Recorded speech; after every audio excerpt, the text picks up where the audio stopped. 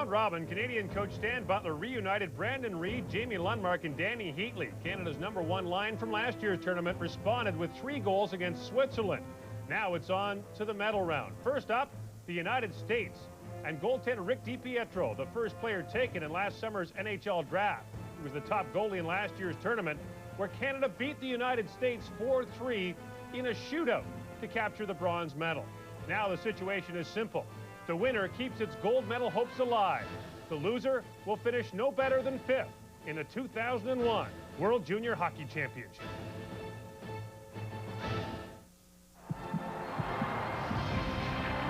Savor the moment. It's a golden one for Canada. Hit it beautiful. Shot on goal. What a winner by It is over. Canada, world champions.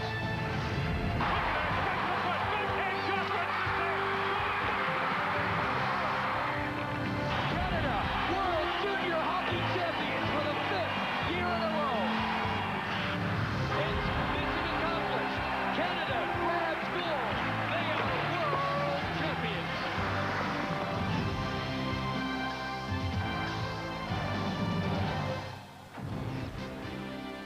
The medal round begins in Moscow. It's Canada against the United States in quarterfinal action of the World Junior Hockey Championship.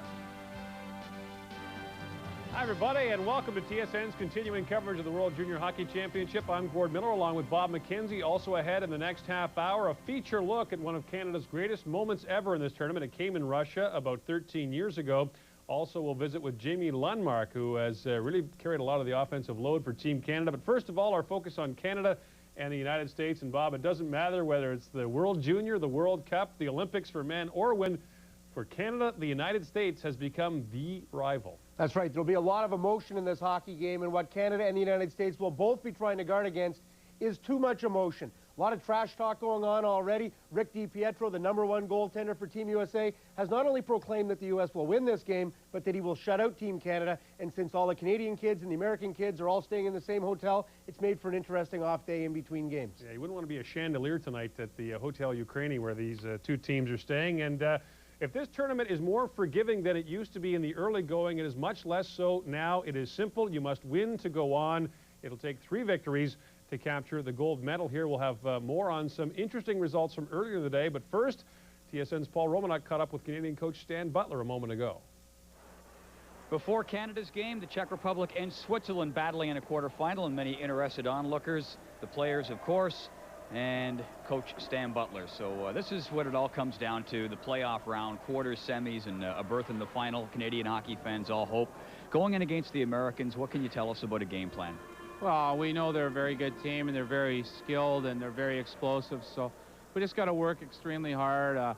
We want to have a strong forecheck and finish our checks, and we know we got to get a lot of pucks at the goalie there, DiPietro, and go from there. Yeah, he's excellent when he's in the net, and also very good when he comes out to handle the puck. How are you going to try to counter that? Well, there's 2 ways to go about it. We could go right at him, or we could shoot the puck away from him. We'll just see how it goes. But, you know, we'll try a little bit of both and just see what works early. Well, don't go at him too. We don't want another Piastany here. It's only the quarterfinals. No, I don't mean that way, Paul. What I mean is just, you know, put the puck on him and force him to make some plays. You know, the Swedes' goal was a direct result of him giving the puck away. So, I mean, you never know. I mean, he's an outstanding goalie, and I think there's really 2 good teams here. And I mean, we're watching the Czechs and the Swiss play here. I have some interest because 2 of the players on the Czech team play for me back home, and the Czechs have just tied to tie the game up. So, I mean, the Swedes are beating the Russians right now, so you never know. You never know. Okay, by the time you see this, you'll know the outcome of that game. Do want to ask you one other thing, and that is about Canada's goaltender, Maxime Ouellet. You can talk all you want about DiPietro. He's great, but Ouellet hasn't been bad either. Maxi's a great goalie, and we know that. And we're confident that we're going to get great goaltending every game, and that's what Canadian hockey's all about. And, you know, we're looking forward to this game, and no one ever said to win a tournament like this was going to be easy, and, you know, we'll be ready. If you're a player or a coach, you live for challenges. Good luck. It'll be a big one, and we're all looking forward to watching. Thanks, Stan. Thanks very much, Paul. I appreciate that. All right, now the updates on the games those guys were talking about. First of all, the first quarterfinal today had the host team, the Russians, taking on Sweden, and we'll pick up the action in the second period. Sweden on the power play. Fredrik Sundin will grab the rebound here in front and cash to make it 2-1 for the Swedes. And then this, Alexander Svitov steps in with the knee, gets a 5-minute kneeing major and a game misconduct. So Sweden goes on an extended power play. And on the power play, Martin Samuelsson, number 11, will swoop in here and grab the rebound and score to make it 3-1. He's a Boston first-round pick. And not long after that, he steps into Ilya Kovalchuk, who a lot of people think will be the first player taken in the National Hockey League draft. Down goes Kovalchuk. Out go the Russians. Sweden shocks the home team 3-2. Another disaster for the Russians on home ice. Remember, they finished in 11th place in the World Hockey Championship for men this last spring in St. Petersburg, Russia. Also today, the Czechs taking on the Swiss. It's 3-2 for the Swiss in the third period when Thomas Plekanec will score. That ties the game at 3. Less than 3 minutes after that, Pavel Brendel, the first-round pick of the New York Rangers, takes an assist from Václav Nedoros. Nedoros, the first-round pick of Colorado, and Brendel will score here. That's his 4th in 5 games, and the Czechs survive a scare as they beat the Swiss by a score of 4-3. So the Swiss actually had a power play late in that game, an excellent chance to score, but Czechs hang on. They're undefeated in the tournament thus far, and they are, of course, the defending gold medalists in this competition. Also in quarterfinal action today, as the game between Canada and the United States takes place, Finland, which finished first in Canada's group, will take on Slovakia, the winner to face the winner of the Canada-US game in the semifinal. I have a question, Bob. The Russians flamed out in the World Senior Championship. They finished 11th, and now they're not going to finish any better than 5th in the World Junior on home ice. I wonder if this will touch off a debate in Russia about their minor hockey development system and maybe their lack of skill. Now, I'm sorry, I was probably being gratuitous, but if it was Canada, you know that would happen. And this is a disaster for the Russians, for the Russian organizers, for everybody. Absolutely, and I'm not really surprised based on what I saw and what I heard about of the Russian team in the preliminary round. Probably the best game they played was against Team Canada, the 3-1 victory. But even in that one, there were times when the Russians didn't look like they had their characteristic discipline that they've shown so much in the last few years in the World Junior that have led to some gold medal performances. So I really thought this Russian team was ripe for the taking. They didn't play well against the Finns. They didn't play well against the Swiss. And the other point that's worth making as we look at the Czech-Switzerland result is the fact that the Swiss played the Czechs so tough. And that might be a little bit difficult to understand, given that Canada had such an easy time with Switzerland. But if you talk to everybody who's at this tournament, they will tell you the Swiss are a very good team. And what Canada did in the first 40 minutes against Switzerland was they literally took them apart by playing very well. And that wasn't a weak sister that Canada beat up on. So it tells you a little bit about what Canada is capable of doing if they play at the top of their game. It also tells you that the two other teams from Canada's pool, Russia and Switzerland, are now on the sidelines. Maybe we'll show them some tapes of that Open Ice Summit. They can, no, sorry. Also, we'll get you an update on Ilya Kovalchuk's injury. That could have major repercussions for the National Hockey League draft. And when we come back, we'll talk to Jamie Lundmark from Team Canada as the Canadians get set to play the United States.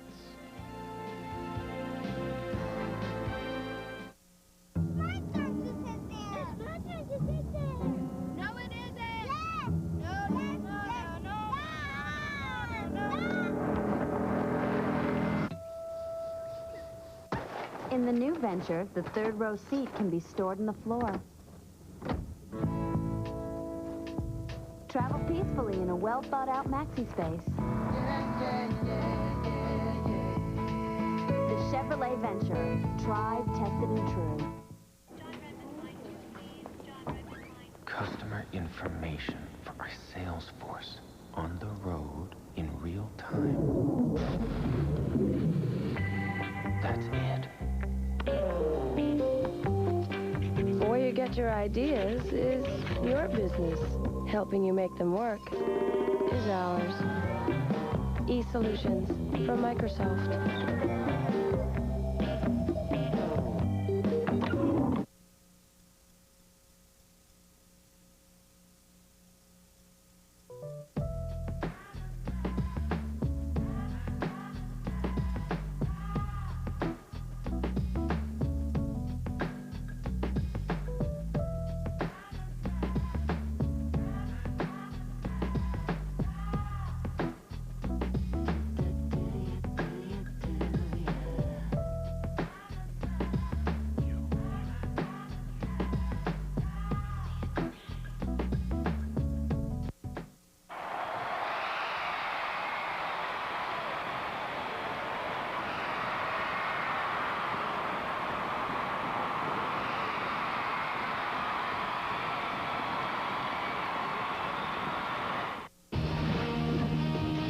Get all the extra sports news and information from John Wells and Sports Desk Extra.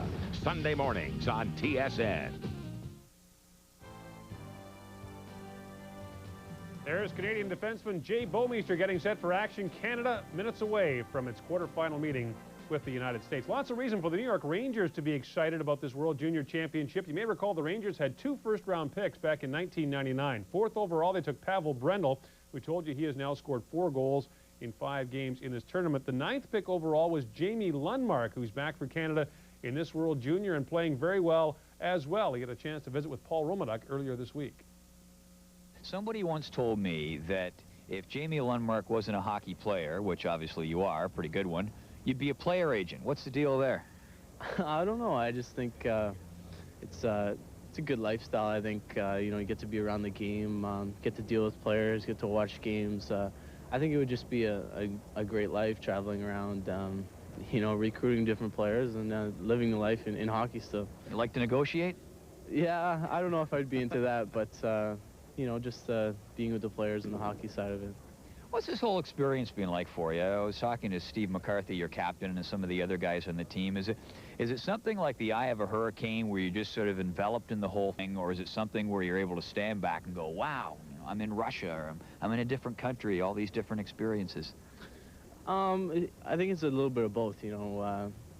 After the last game against Russia, I kind of looked up in the stands and kind of took it in, and it was a neat feeling, you know, being in a different country, seeing all their fans, you know, waving their flags and stuff like that. It's a different country, you know, we don't get to see that very often. And, you know, when we do, like days like today, you kind of take whatever you can in, you know, seeing different sites of Russia and, you know, the different atmosphere, the different people. It's pretty neat. What's the personality of this team like? Because every team, whether it's a junior team or a pro team, as you're going to go on to find out, seems to develop its own character and personality. Where's this one at right now?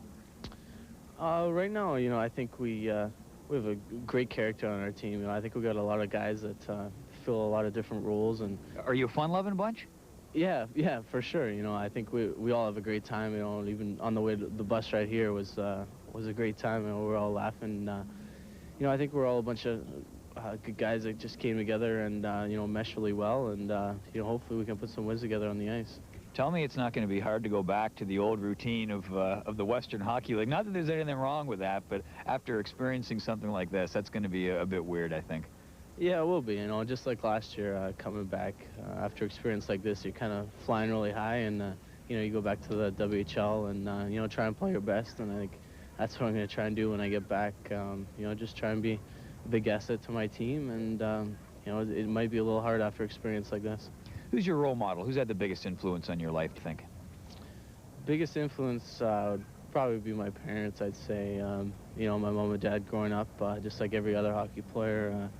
You know, dad always getting extra ice. And, you know, my mom driving me when my dad couldn't drive me. And, you know, just them pushing me to be my best through my whole life. And, you know, I really respect them and thank them greatly for that. And you think about them when you're out there sometimes? Yeah, for sure. You know, we all did a dedication before the tournament, and everybody went up and kind of dedicated the tournament to someone. And, you know, I dedicated, you know, to my parents and my girlfriend back home and my brother. You know, they're all watching on. And like I said, they're all pushing me to do my best, and, you know, I'm working hard for them. Yeah, you're a good man. You even managed to get the girlfriend in there. She'll be happy about that. You want to say hi to her, save yourself a phone call? I don't know. I'll say hi to everybody back home, I guess. All right. Wouldn't single out the girlfriend, but he kind of subtly snuck her in there. Jamie, thanks for your time. Good luck to you the rest of the way. Enjoy the sightseeing. Thanks. I think Jamie was blushing there. We should point out that the centerman on that line with Lundmark and Heatley is Brandon Reed. And Reed was Canada's top scoring player last year in the tournament. This year he has not been on the ice for a goal against. He's also been one of Canada's leading scorers, but that line kind of makes the other ones fall into place now. That's right. After the last game, Stan Butler toyed around with lines a little bit against the Swiss and came up with some combinations that he really liked to produce that offensive explosion early on. Jason Spezza will be with Rafe Torres and Brad Boyes, a line that Stan Butler says succeeds against all odds because none of the 3 players are all that interested in playing defensive hockey, all 3 known as offensive stars in the Ontario Hockey League. Of course, the checking line with Derek McKenzie will be intact, and Mike Camilleri moves to center between Steve Ott and Jarrett Stahl. Camilleri a little more at home in the middle than he is on the wing. And Camilleri would love to have a big game today because he'd be going up against one of his own line mates, and a teammate, Hilbert, the U.S. center, plays on the same line as Camilleri at the University of Michigan, and big Mike Komisarek, a defenseman, is also a Wolverine. All right, and the U.S. college players would be among the few players that would have any insight into Rick DiPietro, who did not play against Canada in either game last year at the World Junior. When we come back, we'll talk about one of Canada's greatest moments ever in this tournament. We'll take you back in history to a tournament played in Moscow in 1988.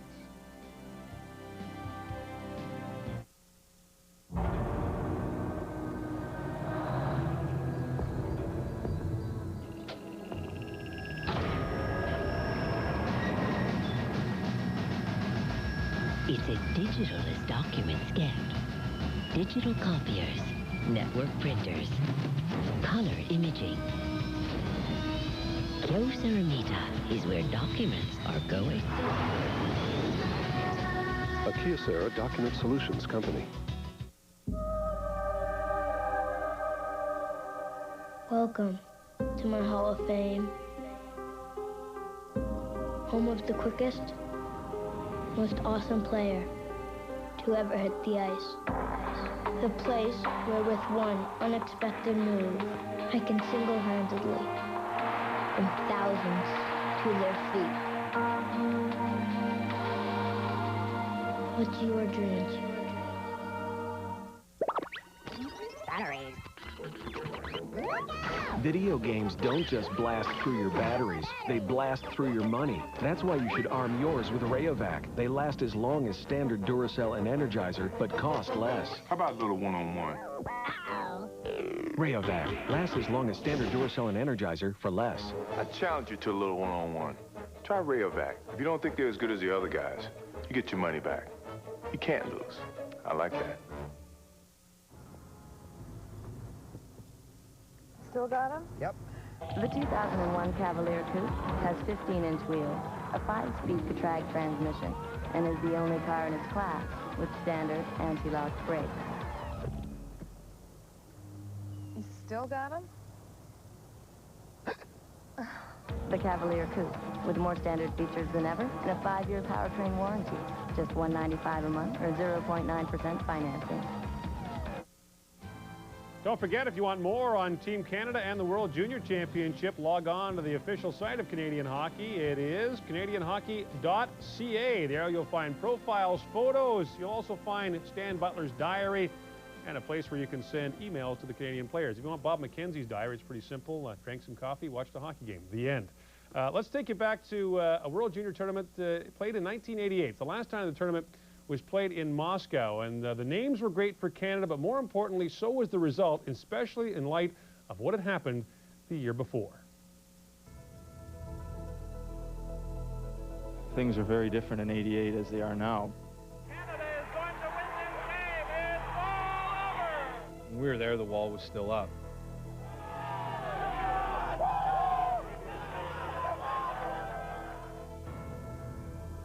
Today, they are well known to Canadian hockey fans.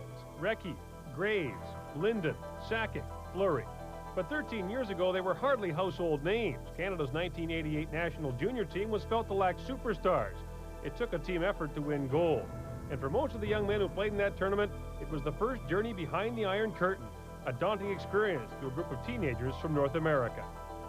When we went there, it was something I'd never seen before because it was very communist and very closed to the west. We were in Moscow, and we were right downtown, right down in Red Square there. So we made the best of it. I mean, obviously it was tough situations over there, but we made the best of it, and we had fun over there.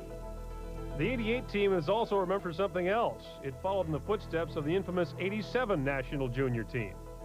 The first thing I remember is a lot of pressure on Canadian hockey at that time because the year before was the big brawl. A year earlier in Piastany, Czechoslovakia, Canada and the Soviets were involved in the ugliest incident ever at the World Junior Tournament. What began as a scuffle escalated into a bench-clearing punch-up. This has never been seen in international hockey. They turned the lights off in the arena, but that isn't going to solve anything. They're still fighting. I've never seen anything like this. Both teams were kicked out of the tournament and out of the country, escorted to the border by the authorities. The incident meant that Canada had to re-qualify for the '88 tournament and made them a lower seed. But the Canadians stormed through the competition. A tie against the Finns, the only blemish against their perfect record. And their round-robin win against the Soviets in Moscow all but clinched the gold medal and provided vindication for what had happened a year earlier. It's the first time that I'd ever won something that big. You know, it's funny, all the guys that you play with, you know, you have a bond with those guys, and you know, there's quite a few of us that are still playing in the NHL, and when we do see each other, you know, we always reminisce about that time and that experience. You know, one of the greatest experiences for me for hockey. I mean, you know, there's only a few that you know, rank above it, and that would be a Stanley Cup. But to represent your country and to do what we did was actually a tremendous feeling. That was Coach Dave Chambers for Team Canada with assistant coach Ken Hitchcock. And look at the names: Fleury, Graves, Linden, Recchi, Sakic. Might see all 5 of those guys at the NHL All-Star game. It was a very skillful team in 1988 when you start to look back on it. And it wasn't a real big team either when you start to look at some of the players that really had an impact. Theo Fleury, of course, was a mighty mite. Along with that was Rob Brown, who wasn't an overly big guy. He had as many points and goals as Theo Fleury did. And a very mobile defense with guys like Eric Desjardins. Greg Hoggood led the entire team in scoring. So as we talk about the whole issue of skill development and everything else, it's worth pointing out that 1988 team had a lot of skill and with a lot of smaller type hockey players, many of whom have gone on to star in the National Hockey League. And Steve McCarthy, the Canadian captain, making the point today that you heard Mark Recchi make. You've got 15 years maybe to play in the National Hockey League. You might only get one chance to win the World Junior Hockey Championship. We're moments away from the start of Canada and the United States. For their thoughts on the game, let's take you back to Moscow with Paul Romanuk and Gary Green. Gut check time for Maxime Ouellet and the Canadian team as they take to the ice and get the playoff round underway. And first up, a matchup in the quarterfinals with the United States.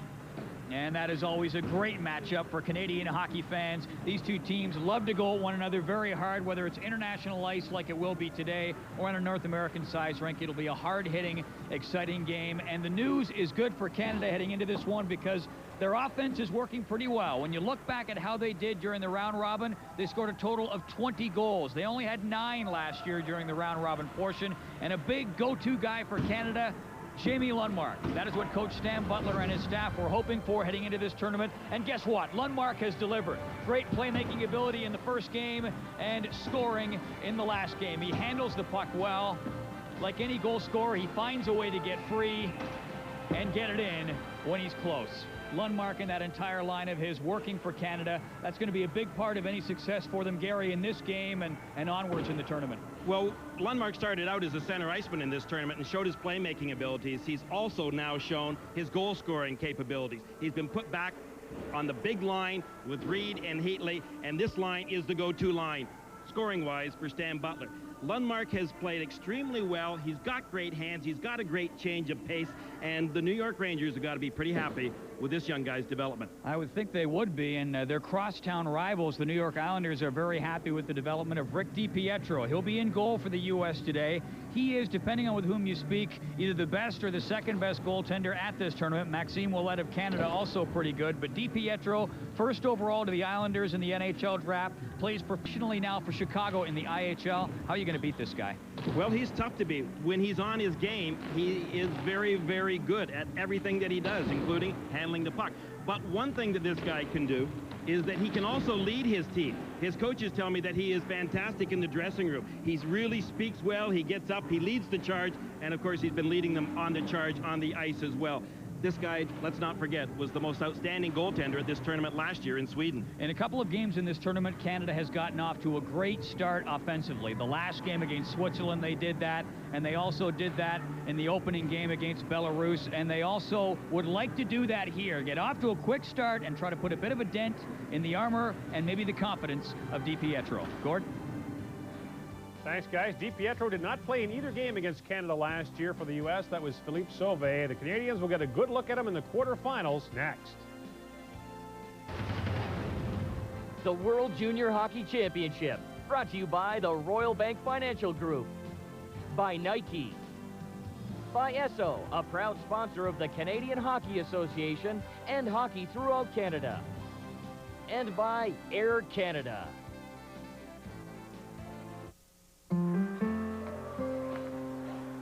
I hate Team Florida Bay. Yeah, no kidding.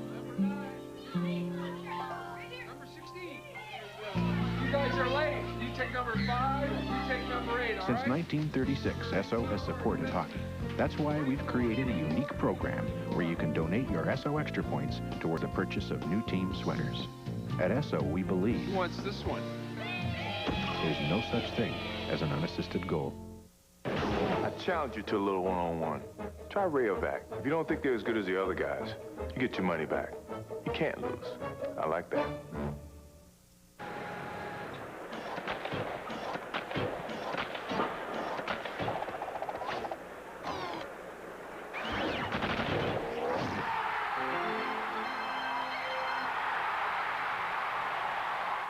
Who knows what the tide could bring? Castaway is the #1 movie in the country. Mayday, mayday! And one of the most unforgettable movies you'll ever see. Jack! It will take your breath away. Hello! With a Golden Globe Award nomination for Best Actor, Tom Hanks. I have made fire! You will walk out of the theater in absolute awe. Hold on! Castaway, directed by Robert Zemeckis, now playing only in theaters. We'd love to see you smile. At McDonald's, we know value is about more than just great prices. It's also about great food and having a great time. Hey, anything for a smile. Now there's even more McValue with our McChicken. A delicious sandwich with lettuce and mayo, made hot, fresh, right to order. And now McChicken is just $1.49 plus tax, and that's every single day. We love to see you smile. McChicken, just $1.49 every day. Catch gold medal excitement from Nova Scotia Thursday on TSN.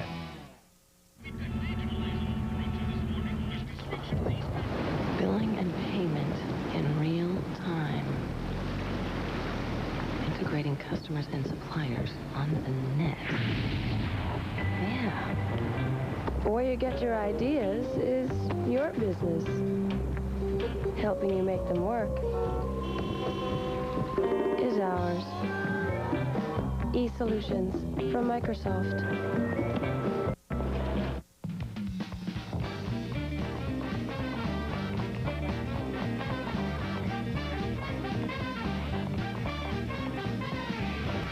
When back pain slows you down, turn to Robaxacet with 2 active ingredients, one to relieve back pain, the other to relax tense back muscles. It's the brand doctors and pharmacists recommend most, so you can get back in the swing. Robaxacet, helping you walk away from back pain. The World Junior Hockey Championship, brought to you in part by Chevrolet, safe and fun hockey. By Molson Canadian, it's a Canadian game. And by Microsoft E-Solutions, where you get your ideas is your business. Where you get solutions is ours. A new venue for the Canadian team, the Soviet Wing Sport Palace, still in Moscow, a few kilometers from where Canada had been playing at the Luzhniki Minor Sports Arena. Maxime Ouellet gets the start.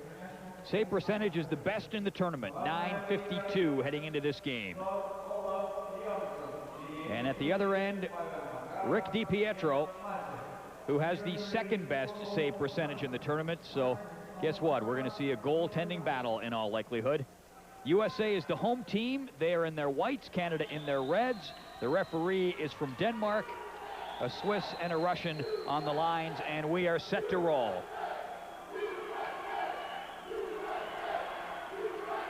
Quarterfinal action, Canada and the USA at the World Junior Hockey Championship.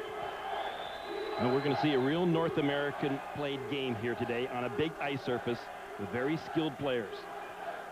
It is sudden death from now on, or sudden victory, as optimists prefer to say.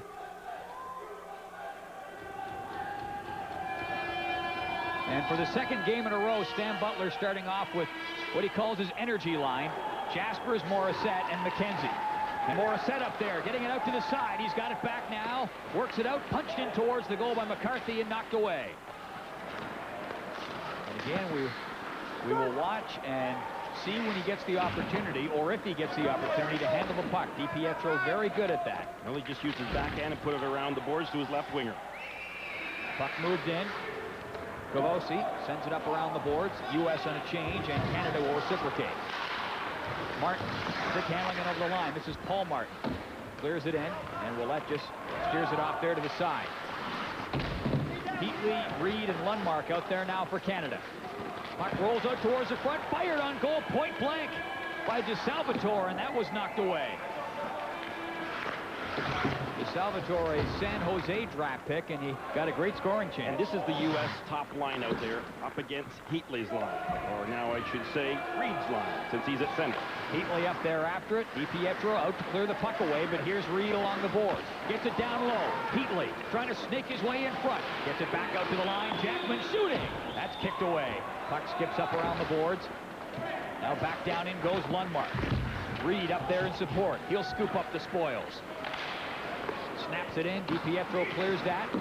Heatley working it back. Jackman there at the blue line will backpedal. Puck comes up ahead to Nowak. Nowak feeding it ahead. Hilbert trying to break his way through. And Jackman starting back for Canada. Good pace to start this game off. Canada and the USA in the quarterfinals. Now Forrest gets it up ahead. Steckel moving in. Couldn't get the shot away. Spencer going after for Canada. He was leveled there by Commissaric.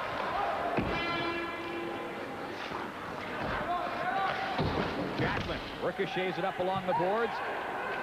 This is Justin Forrest.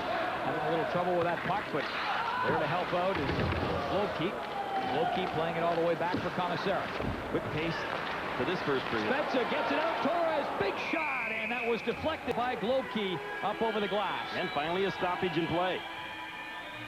Dan Butler wanted his team to get off to a real quick start today. I don't think he was too pleased with the way that his team started early against the Finns.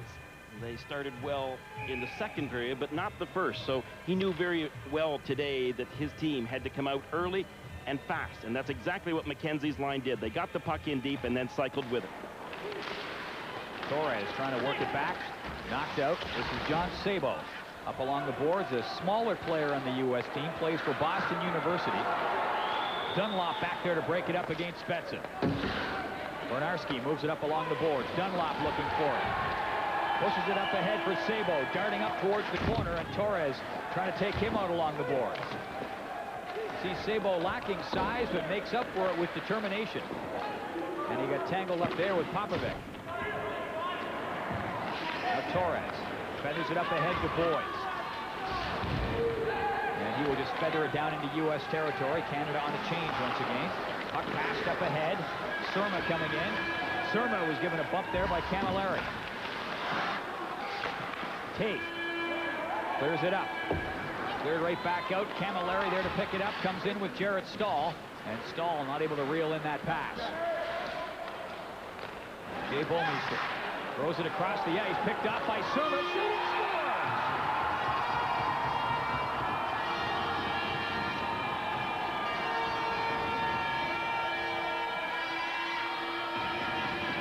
Jay Bouwmeester with the cross-ice pass that ended up coming back to haunt him. Surma with the goal. He thought he had lots of room to put that pass right up on the left defenseman's stick, but instead it was ended up on Surma's stick. Now Surma was the extra forward for Team USA when they really came into this tournament, but his coaches said that he has just come along so well that they had to start putting him on a regular line and a top line. Damien Surma gets the U.S. going early in this hockey game with a big goal here. Well, Surma, one of those guys, and you'll see it as the game goes on, who's 5'9", but does what the scouts call plays big. He doesn't play like he's 5'9", plays more like he's 6'1" or 6'2". Ouellette there watching the side door, and he holds on to it as Umberger was trying to get it out in front. You're watching the World Junior Hockey Championship from Moscow.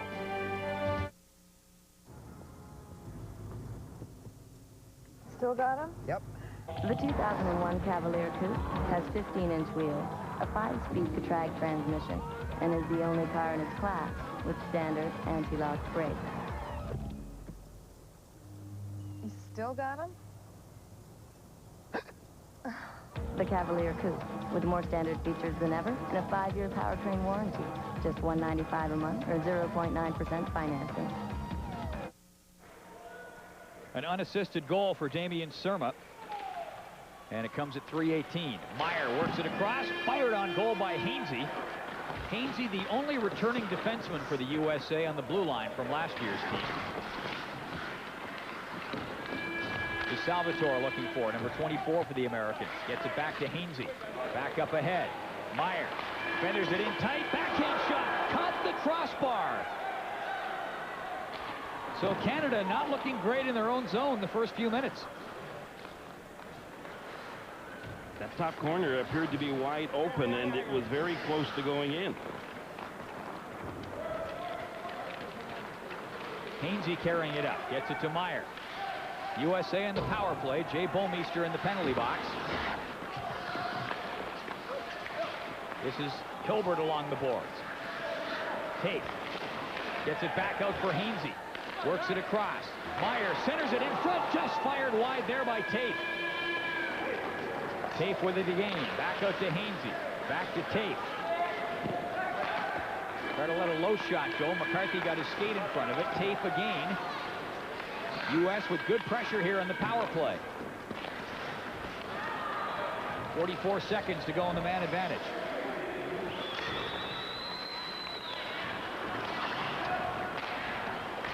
Popovic just clears it out. This is Martin. Up to Forrest.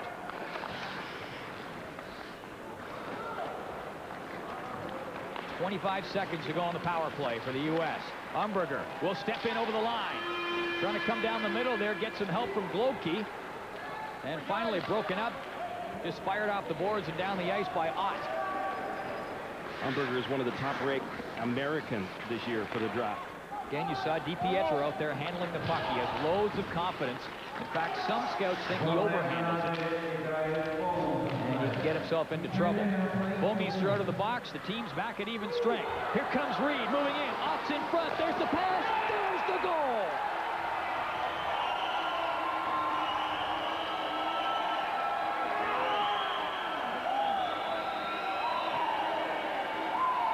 Ott gets the goal, and Canada and the U.S. are tied. Well, just a real nice read and react on Canada's part. All of a sudden, it opened up on DiPietro. Ott came in, he was on his forehand side, and as soon as Reed saw that he had a perfect opportunity to pass the puck and land right on the blade of the stick of Ott, Reed couldn't have laid it over there any better, and Ott reacted with those good quick wrists. Well, don't forget, Ott is a guy, although his role with this team is to be more of a checker and an energy type player. He has 39 points in 26 games with Windsor back in the Ontario Hockey League. 24 of those points goals. Reed coming in again. Gets it out in front. Heatley was looking for it. He'll pump over there along the boards with Hilbert. So Canada and the U.S. all square. Ott scoring a minute 30 after Surma had scored for the U.S. This is Spezza.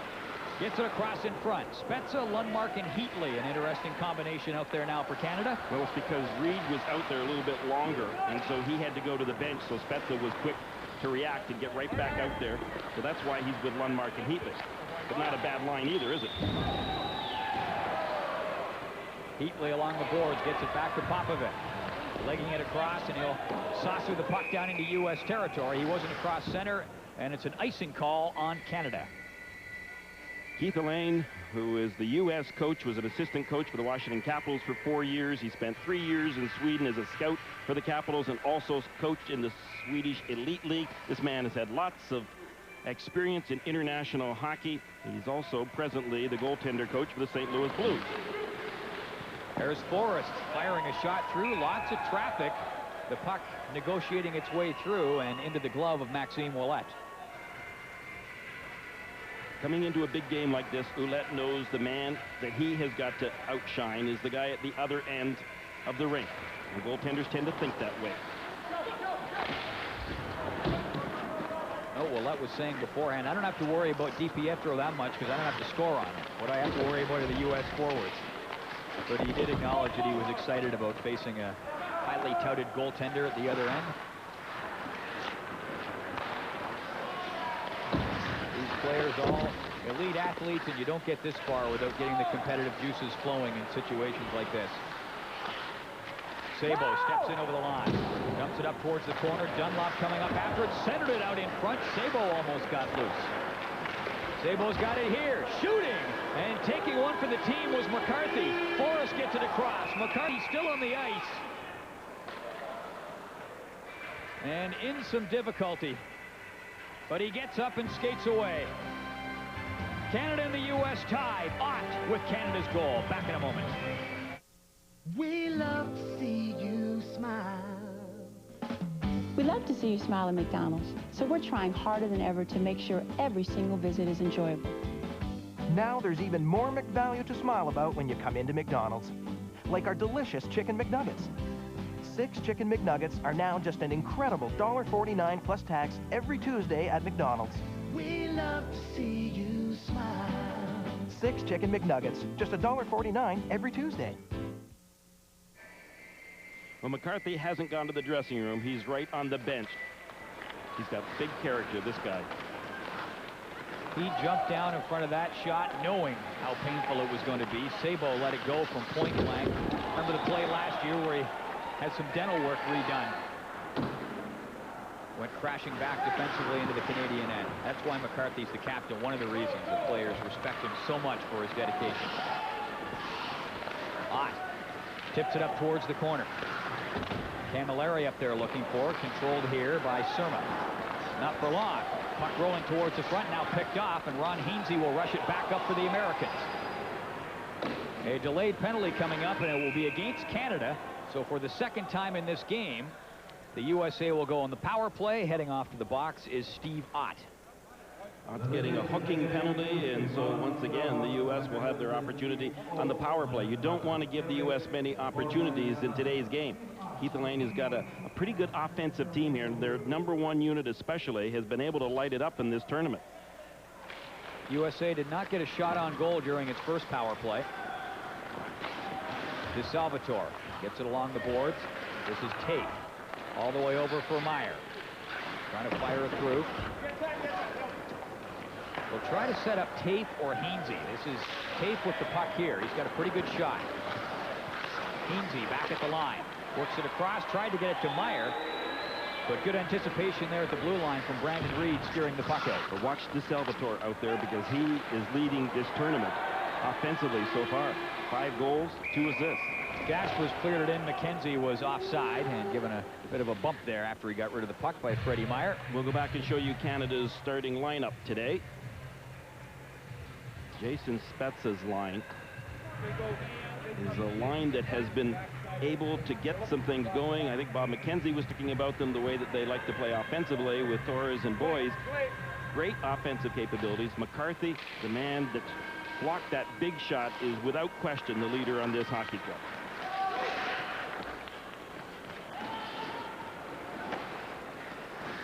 .113 to go on the power play for the USA. Umberger steps in over the blue line, puck chopped back out. McKenzie is out there with Morissette, Hughes, and Jackman back at the blue line. And McCarthy is on the bench, and I expect that you'll see him out here fairly soon.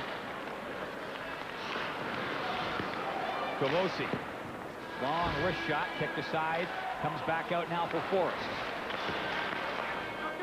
Over to Martin. Clears it down low. Puck flicked towards the net there by Kavosi, and that was knocked aside. Kavosi had a sharp angle, but he was almost able to tuck it in there from the side. Dropped down low. Kavosi parked out in front. Umberger looking forward as well. And Canada able to control with 20 seconds left in the power play. U.S. with the man advantage. McCarthy's coming out there for his first shift after having blocked that shot. Boy, that had to hurt. He's a tough character, though. There's Reed. Plays it back. Puck steered up. Forrest gets it across for Meyer. Penalized player back on. Teams at even strength. So the U.S. 0 for 2 on the power play. They got a couple of shots on goal during that man advance. David Hale cleared it out. Knocked in by Sabo. Bernarski up looking for it. Here's Meyer. Canada and the USA tied at 1. Surma scoring at 3:18 for the U.S. Ott replying for Canada at 5:48. Reed drops it back. Lundmark trying to snipe one on goal. That was blocked. And Meyer comes back. Pushes it up ahead. Bernarski looking for Dunlop, who's up there into the mix. And the pass blocked by Heatley. Dunlop will get another chance. To Bernarski all the way back out. Hainsey shooting. Fire that one wide. And the puck bumped off the boards, but not out. Dunlop fires it back in past Schultz. McCarthy back there to run a little interference for Heatley. Not enough, apparently. Comes back out for Hainsey. He'll clear it back in. Now Tate. Bumping and grinding there along the boards. Battling against Heatley. McCarthy also down there. This is Jeff Tate. Gets it loose to Kavosi. Back to the line for Hainsey. Fires a wrist shot. That was blocked. McCarthy taking that one off the ankle. He can't buy a break in this first period. Here's Kavosi. Now Schmidt will start out for Canada. And he will just dump it up ahead. Lundmark almost able to catch up to that puck. Schultz now dumps it in. And Canada changing in the fly. Spezza out to Boys. Trying to step around his man Kavosi, but couldn't do it. Now Torres with a shot. That's knocked down. Boys goes after it. Spins and shoots. Spezza centers it in front. Here's Boys. Backhand shot. That didn't make it to the net. Jackman shoots. Right to the side for Boys. Loose in front. They jam away. That bounced up over top of the goal. Very close for Canada. Torres clearing it across. Puck just shoveled in there by Popovic. Jackman up for Torres. That's a long shot go. Camilleri up after it. Canada on a change. Camilleri working the boards. Couldn't come up with a puck that time, though. Ott at the blue line. Couldn't knock it down either. Here's Hilbert. Willing that puck ahead to Nowak. DeSalvatore. Just zips it towards the goal. And the U.S. making a couple of player adjustments on the fly. Great pace to this first period. We're tied at 1. And a lot tougher board action here today for both of these hockey clubs than they have experienced in this tournament thus far. There'll be a lot of bruises coming out of this one. Here's Camilleri. Got to the blue line, but lost control. He gets it back. Now he has Ott with him. Feeds it ahead. Ott jamming. Gets it up there to Stoll. Back in. Camilleri tried to go to the backhand. Probably one time he wished he was a left-handed shot. Or pardon me, a right-handed shot. Schultz back to pick it up. And the puck fired up over the glass and out of play. Canada and the U.S. tied at 1. We're back in a moment.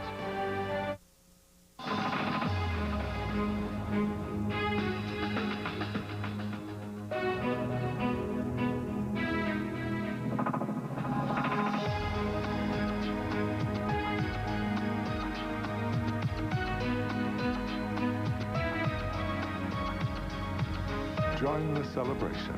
In 2008, we invite all Canadians to come live the dream and expect the world.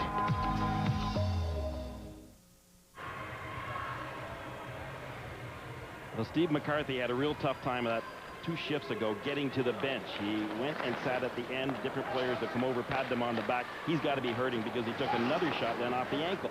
Yeah, he blocked one and was down for a few moments and labored to the bench, and then a couple of shifts later, exactly, took another one unwillingly off the ankle. As I said, he can't buy a break. McKenzie was knocked down there, and he continues to battle away. He was flipped. Canadian bench hollering for a penalty.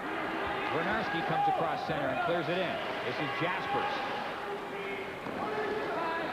We've played just over 14 minutes of this opening period. Canada and the U.S. are tied at 1. Here comes Dunlop. Moving into traffic.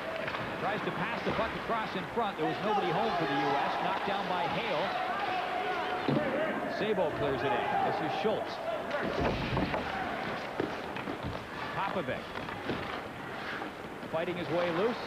And pings it off the glass and down the ice. Hainsey throws it up ahead. There's McCarthy. He's out on the ice, so he's a trooper. I don't even want to imagine how badly he'd have to be injured to keep him out of this game. Lundmark moves in. On the backhand, hit the side of the net. And DiPietro holds on to it.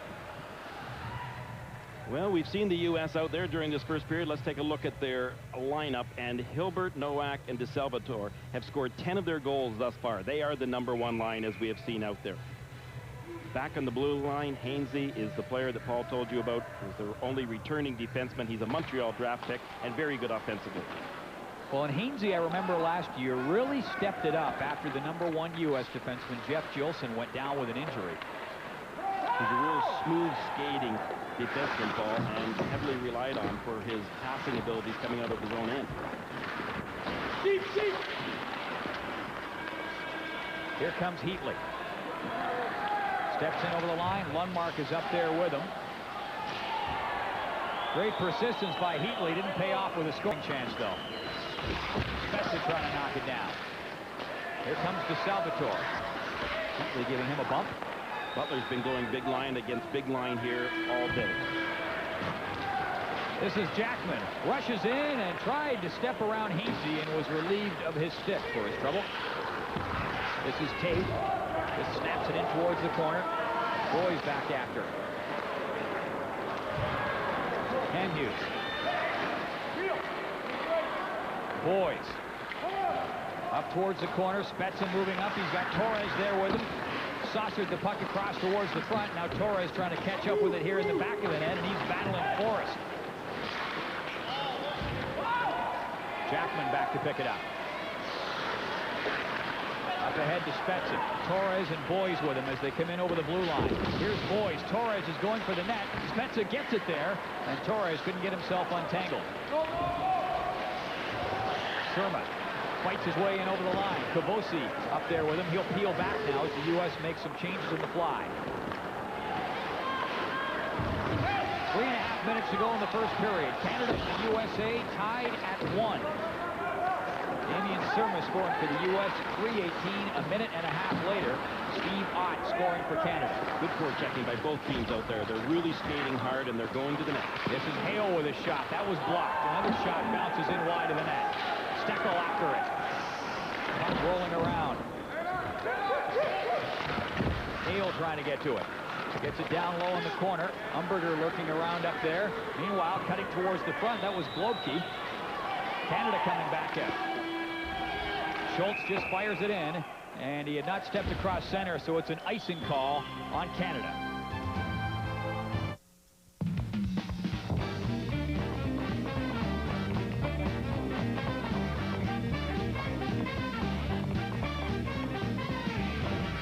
When back pain slows you down, turn to Robaxacet with 2 active ingredients, one to relieve back pain, the other to relax tense back muscles. It's the brand doctors and pharmacists recommend most, so you can get back in the swing. Robaxacet, helping you walk away from back pain. Well, Steve McCarthy doesn't look any worse for the wear. A goal and assist in the tournament, but 2 blocked shots here today probably are making him feel a little tough right now, even though he won't show it. Puck steered up ahead. McKenzie giving a bump. This is Sabo. Had his pocket picked by Morissette. Commissara. With Morissette badgering him. Now Morissette picks it up again. Out there for McKenzie. Just rolled away. Kept it at the line. Oh, that was close. I thought Popovic had kept it in.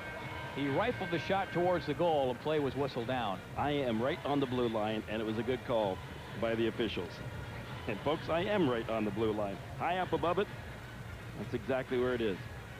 It just came out just a touch, and you can even see it from that angle. But it was close. Well, no, you couldn't see it from that angle. Yeah, you could. Actually. You could see the puck go over. You got to start eating your carrots, Paul. They are available here in Rosedale. Bouwmeester fires it up. Heatley upended there by Meyer, who will take a penalty. Meyer will go off for kneeing is the call. And Canada will get its first power play chance of the game. Well, this is an opportunity right now for Canada to really get that puck on net on DiPietro. You see Heatley going flying, and as a result, Freddie Meyer is heading off to the penalty box. Meyer who goes to Boston University. Is not yet drafted. And not helping himself this year in terms of wanting to be drafted. He's missed the first part of the year with a bad back. This is Lundmark. Try to get it to McCarthy. Lundmark, McCarthy, and Reed out there in the power play for Canada. And now McCarthy drops back, and Heatley jumps up for him. Bouwmeester back. He's the other point man. Here's Heatley. Reed is in front. Heatley tried to thread the needle there. He'll get a second chance now. Works it across. Lundmark runs a pick there for Bouwmeester. Shoots. That was knocked down by Forrest.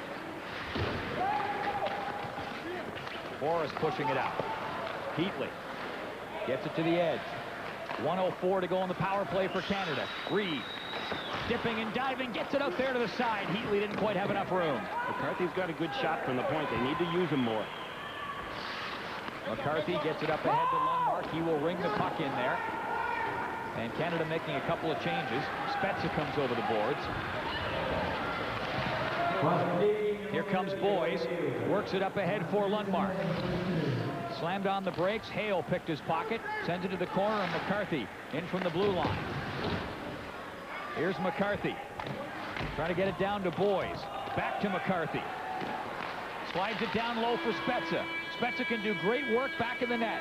We've seen him do it a couple times in the tournament. He threw it right out in front there, and there was no one in the high slot. He was trying to put it right on McCarthy's stick, and McCarthy had his stick down on the ice, and then he had it lifted.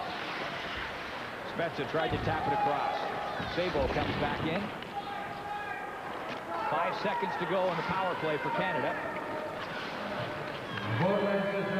Here's Boys, penalized player back out, and that is Meyer, who steps right into Boys' face. This is Spezza with it. Starting back for Canada. Time ticking down. Spezza tried to cut to the outside. And these two teams skate through the first period and finish off deadlocked at 1. Well, at the end of one period of play, almost what you would have expected. Both of these teams knew that they were capable of playing each other nose to nose, and it would be a tough one. And it will for 2 more periods. Surma with the goal for the U.S. He was able to score early with that nice wrist shot, but Canada came battling back a minute 30 later. Look at this setup to Stevan, who hit the mark.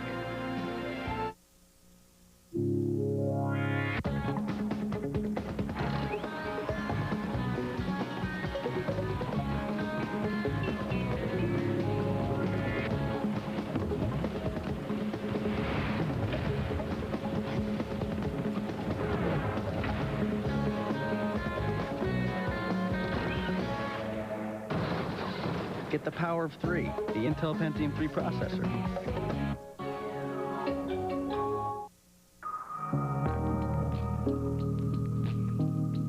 There are differing opinions on what exactly it means to be Canadian. But the classic definition is as follows. To be Canadian, you must be clean, cold, and crisp. Come into Peoples and find an exquisite collection of diamond heart pendants, like this Shadow Heart for $99, a beautiful quarter-carat diamond channel heart, only $199, a sparkling 2-row perfect heart, only $299, or this stunning 1-carat diamond scatter heart pendant, just $399. What better way to say my heart is yours? Peoples, the diamond store. How the years, they fly by, fleeting glimpses, moments in our life. Gotta hold on to them, catch them while you can. These are the moments, these are the moments. HSBC holds the moments of our lives.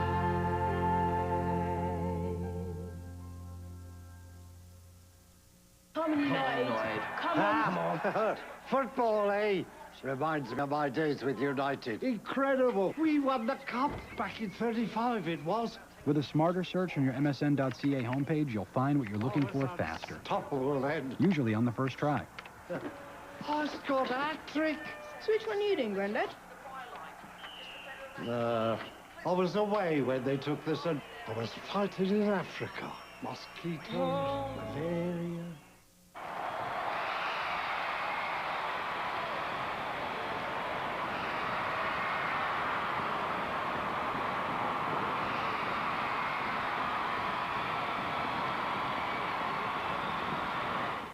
Ladies and gentlemen, Mr. Frank Buckler. For those of you suffering from hacking coughs and minor bronchial irritations due to colds, get well soon.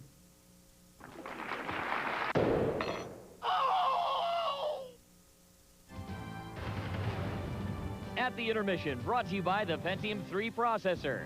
Visit us today at intel.ca. Win and you stay in, lose and you don't. It's as simple as that on this quarterfinal day at the 2001 World Junior Hockey Championship. Canada and the U.S. even at 1. Also taking place at this hour, the fourth quarterfinal game between Finland and Slovakia. That game is scoreless in the first. Slovakia finished in 4th place in the A pool. Thus far, though, A pool teams are 2-0 in the quarterfinals. Let's show you what's happened so far today. Earlier on today, Russia taking on Sweden. The Swedes in blue on the power play. Fredrik Sundin will grab the loose puck in front and tap it home. That makes it 2-1 Sweden. And moments after that, Alexander Svitov, a top-ranked prospect for the upcoming draft, sticks the knee out on the Swedish player. He gets a 5-minute major and a game misconduct. So on the extended power play early in the third, keep an eye on the bottom of your screen. Number 11, Martin Samuelsson, will slide in and grab the rebound off Andrei Medvedev. He'll cash. That makes it 3-1. Samuelsson, a Boston first-round pick last summer. Then Samuelsson sticks his knee out on Ilya Kovalchuk. He was not penalized on this play. Kovalchuk, a player a lot of people think will go first overall in the NHL draft, went down and stayed down. No report on him yet, but the host team, Russia, goes out in the quarterfinal.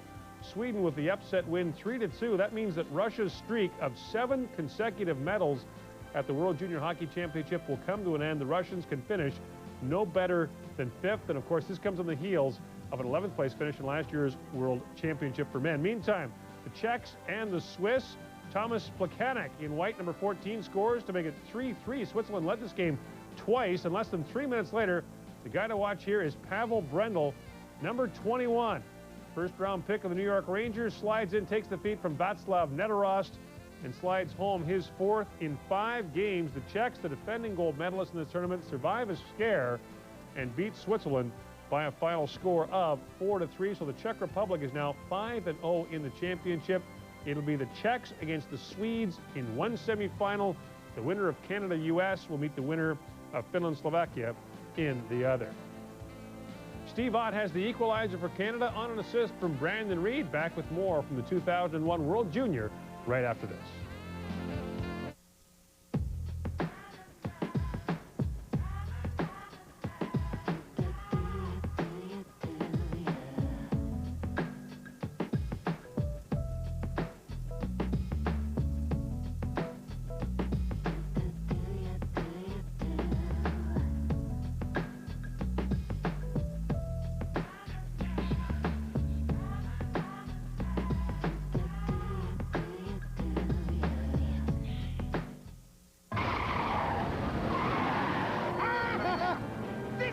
Exterminate a bat! Batman, this is Karen Boyd from OnStar. I got a signal your airbag went off. Should I send for an ambulance? Everything's fine. Send the police to 4th and Main. I'll contact them right away. You'll never run. OnStar, how can I help you, Batman? I feel like I'm in control of me, you know, who I am, you know. I'm very proud of saying that I quit. It all boils down to me that you have to want it, and you have to do it for yourself. And then there's tools out there to help you to go through the process. I can set up my mind to do anything because I quit smoking.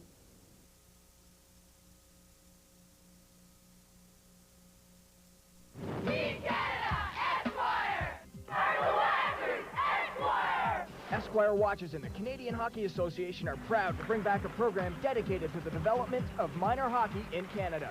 $1 from each Esquire watch sold between October and March will go directly to the sponsorship and growth of Canadian minor hockey. Hit tsn.ca/ESQ or canadianhockey.ca for details.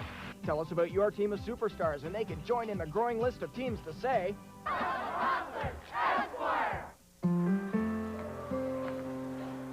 I hate Team Florida Bay. Yeah, no kidding. Number 16. You guys are late. You take number 5, you take number 8, all Since right? 1936, Esso has supported hockey. That's why we've created a unique program where you can donate your Esso Extra Points towards the purchase of new team sweaters. At Esso, we believe Who wants this one? there's no such thing as an unassisted goal.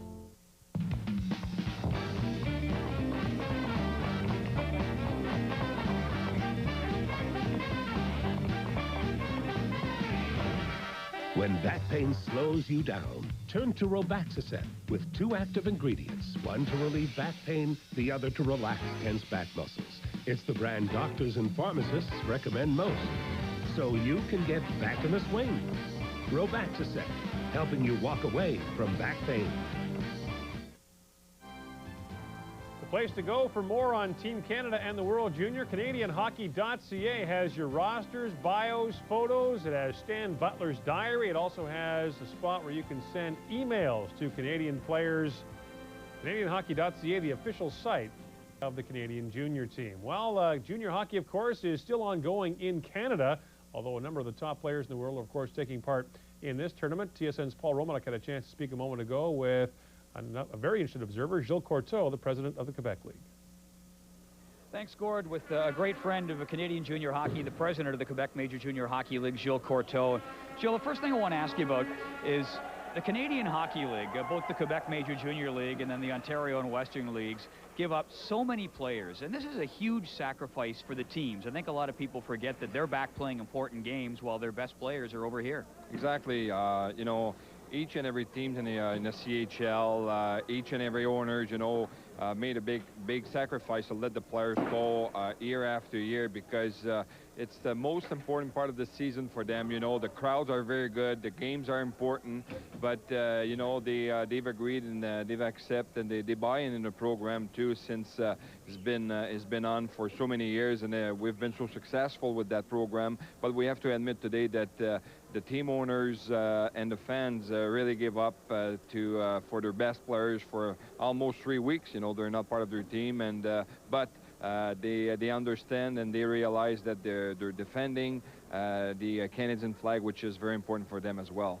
Not to mention all the players who are with other nations, not just Canada. Well, exactly. Now with the CHL growing, now we're 55 teams, and we have 2 import players per team, and most of them are playing here in this tournament, this World Junior Tournament. So again, we just add them to the rest of the Canadian players that we have to release for, as I said, 3 weeks, and just to show you how important is this tournament to our owners. Now, in terms of foreign players in the CHL, you get lots of mixed reaction about that. For one, I think it's good. I think the CHL is the NHL of junior hockey. But do you still hear some disenchantment about having foreign players coming and playing in the Canadian Hockey League? Not as much as we thought to start with, you know, because I think that the quality of players that we brought or we bring, since we're each and every team in the Canadian Hockey League are allowed to bring a maximum of 2 import players. I think that our teams, you know, they don't bring an average player or something like that. They try to bring a player who's going to be a kind of impact player for their team and create some, you know, some importance for the fans and all that, for the sponsors and everything. And I think everybody realized today that at our level with 55 teams and the fact that we have to put a good show on the ice, we need those players, and but we don't expect to have more than 2 in the future. Gilles, thanks for your time. We'll have to give your buddy Dave Branch a little shot. He's at home watching on TV. You're over here doing all the work. Thanks for your time. Pleasure. All right, when we come back, the second period of the quarterfinal between Canada and the U.S. at the 2001 World Junior.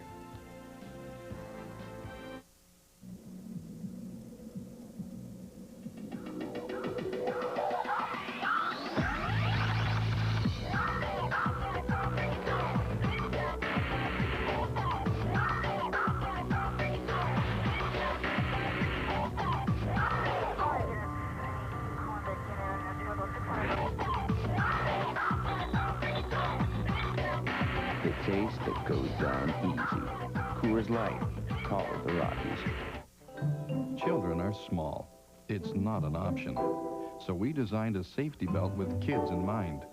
Malibu from Chevrolet. Designed with a child safety belt comfort guide. Think about it. Malibu did. In this country, salt is not an option. So we protect our car with a galvanized steel body and a 6-coat paint process. Malibu from Chevrolet. Rust protection standard. Think about it. Malibu did. We'd love to see you smile. At McDonald's, we know value is about more than just great prices. It's also about great food and having a great time. Hey, anything for a smile. Now there's even more McValue with our McChicken. A delicious sandwich with lettuce and mayo, made hot, fresh, right to order. And now McChicken is just $1.49 plus tax, and that's every single day. We love to see you smile. McChicken, just $1.49 every day.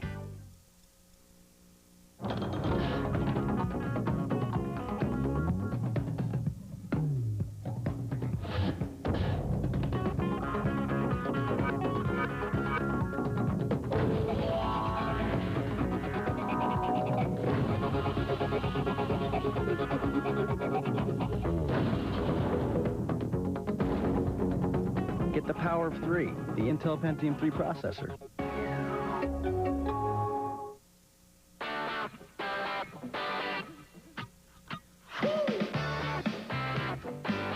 Sometimes you look me so hardly.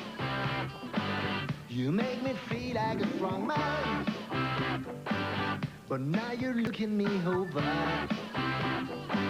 'Cause I'm a man and you know how to walk. Look with moderation. Tissot Hypnotic Suggestion.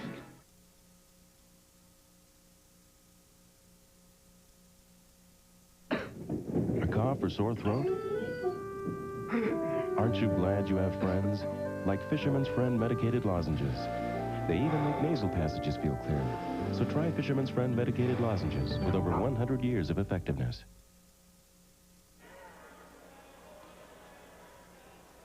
Welcome back. Second period action just set to get underway. Canada and the USA in a real battle. That was a lightning fast first period. Great pace.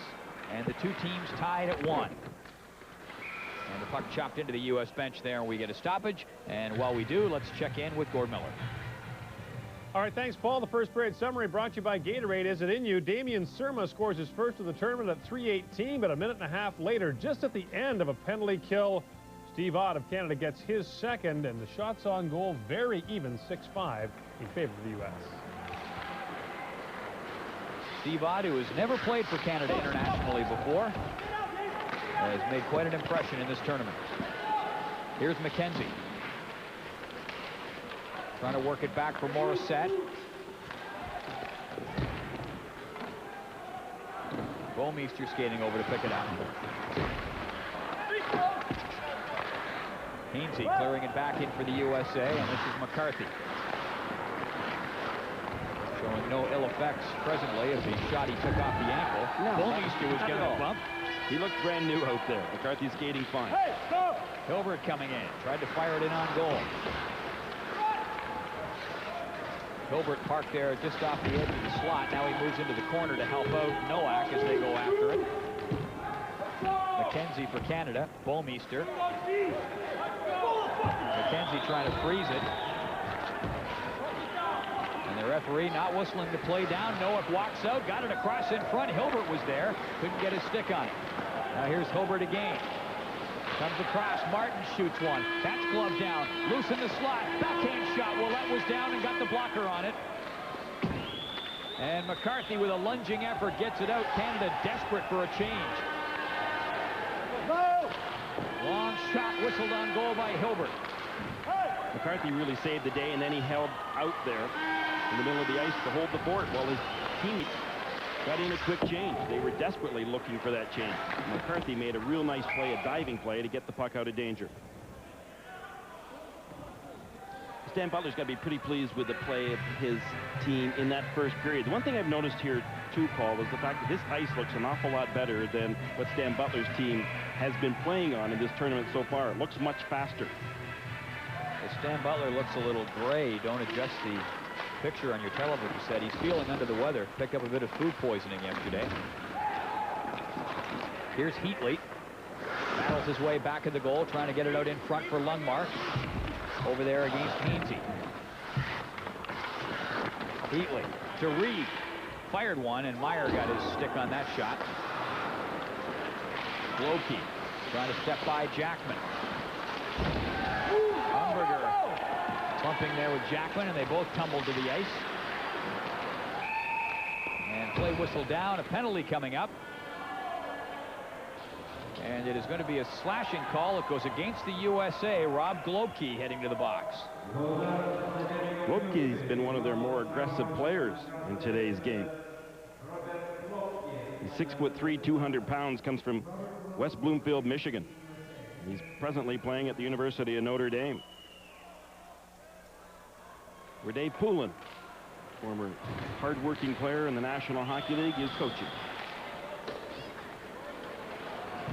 So Canada on the power play, their second power play chance of the game. They had one shot on goal during the first one. And here comes Raffi Torres, steps in over the line, goes there with Spezza and Boyes to start things off in the power play. McCarthy and Bouwmeester back at the blue line. Look at McCarthy work it there along the board, trying to get that puck loose. Comes back to Boyes, chops it up, play rather scrambly there just inside the blue line. Boyes couldn't wheel it in. And the puck cleared down the ice by David Hale. Canada were certainly overloading one side of the ice. They had 4 players all within about 10 feet of the puck. Here comes Torres, snaking his way out through the neutral zone. Gets it up to McCarthy, who dumps it in. Puck given away in front there to Spezza. And that is the downside of DiPietro's puck handling game. A play similar to that was a direct result. Was a goal by Sweden in the USA's last game. I can't believe he put that one right up the middle. Hilbert coming across, fires one in, that's turned aside by Willett. 45 seconds to go in the power play for Canada. Here's Spezza. Steckel up after it. McCarthy working him over along the boards. Here's Bernarski. 33 seconds left in the Canadian power play, and here comes Heatley. Up there with Spezza. Dishes it ahead. And it is knocked down and cleared by Bernarski. 18 seconds to go in the power play. McCarthy has been out there for the entire man advantage so far. He leads this rush here and had his pocket picked by Tafe, and it's cleared down the ice. McCarthy will head to the bench. And Canada with only 5 seconds to go in his power play. And McCarthy didn't even look as though he was winded after having been out there that whole shift. Here comes Heatley with a head of steam. Diving in. Heatley trying to center it back in front. Reed up there. And Glowkey clears the puck down the ice. Hamhuis gets it up ahead for Reed. Coming across the seam there, but couldn't hold on to it.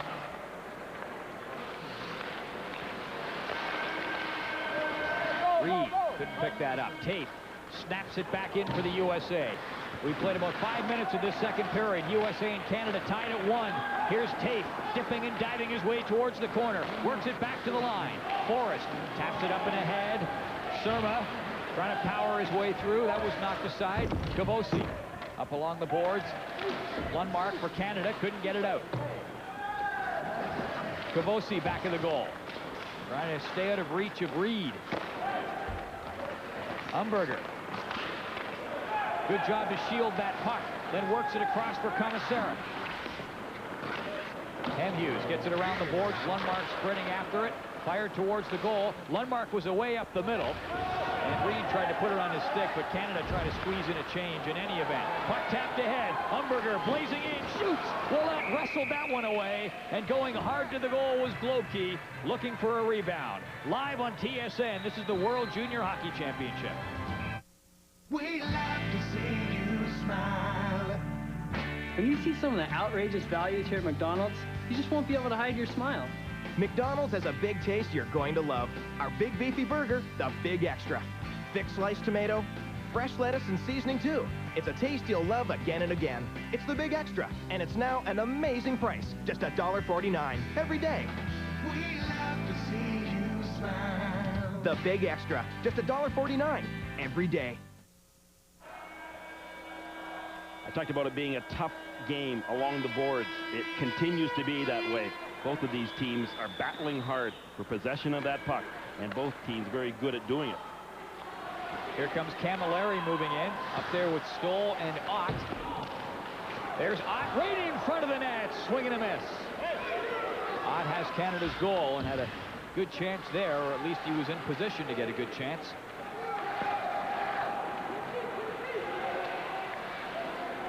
To Salvatore, clearing it in for the USA, and he will climb onto the bench. U.S.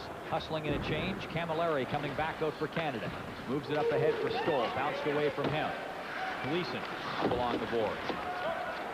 R.J. Umberger steps in and uncorks a good low shot. Ouellette turn that one back. Glowkey up back of the goal. Out to Steckel. Shoots it. Big crowd between Steckel and the net, and the puck didn't make its way through. That was Glowkey knocking his man to the ice. He has been very tough in this second period. Take a look between the boards, brought to you by Molson Canadian. It's a Canadian game. Both power plays over. Well, you see the face-offs there, folks. Canada has been able to dominate throughout the tournament, but today they're not dominating. The U.S. have been very strong. It's the one area that both Canada and the U.S. have always done well in this tournament. USA winning the draw there. McKenzie clears it in. Jasper hustling up after it. Here's Bouwmeester. Dunlop dishes off. Sabo shooting. Wired that one high and wide. Comes up around the boards. Morissette couldn't catch up to it. Dunlop given a bump there by McKenzie. Dunlop's dad's Blake used to play in the National Hockey League for 11 years. He played on this team last year. He's the captain of it. Dunlop throws it up ahead. Offside called on the USA. The Esso Medals and Certificates of Achievement program rewards youngsters across Canada with most dedicated, most sportsmanlike, and most improved player medals, and reinforces team commitment with Certificates of Achievement for each member. Esso, premier sponsor of the CHA. Well, the officials in this game are letting them play because Jay Bouwmeester could have got a hooking penalty right at the very end of that shift. And they're also moving the game along at a fast pace. We talked about it earlier in the tournament, but in case you missed the program, here comes Heatley in for Canada. Line changes take an average of 17 to 19 seconds. Heatley trying to work it out in front. Those are line changes on a stoppage.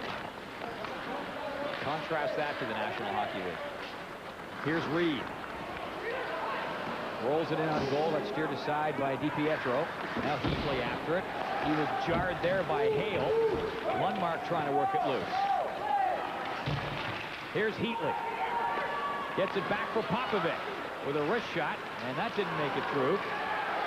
Now Popovic, good job to keep it in. Cuts in, looking in front. He had Lundmark there and couldn't get it to him.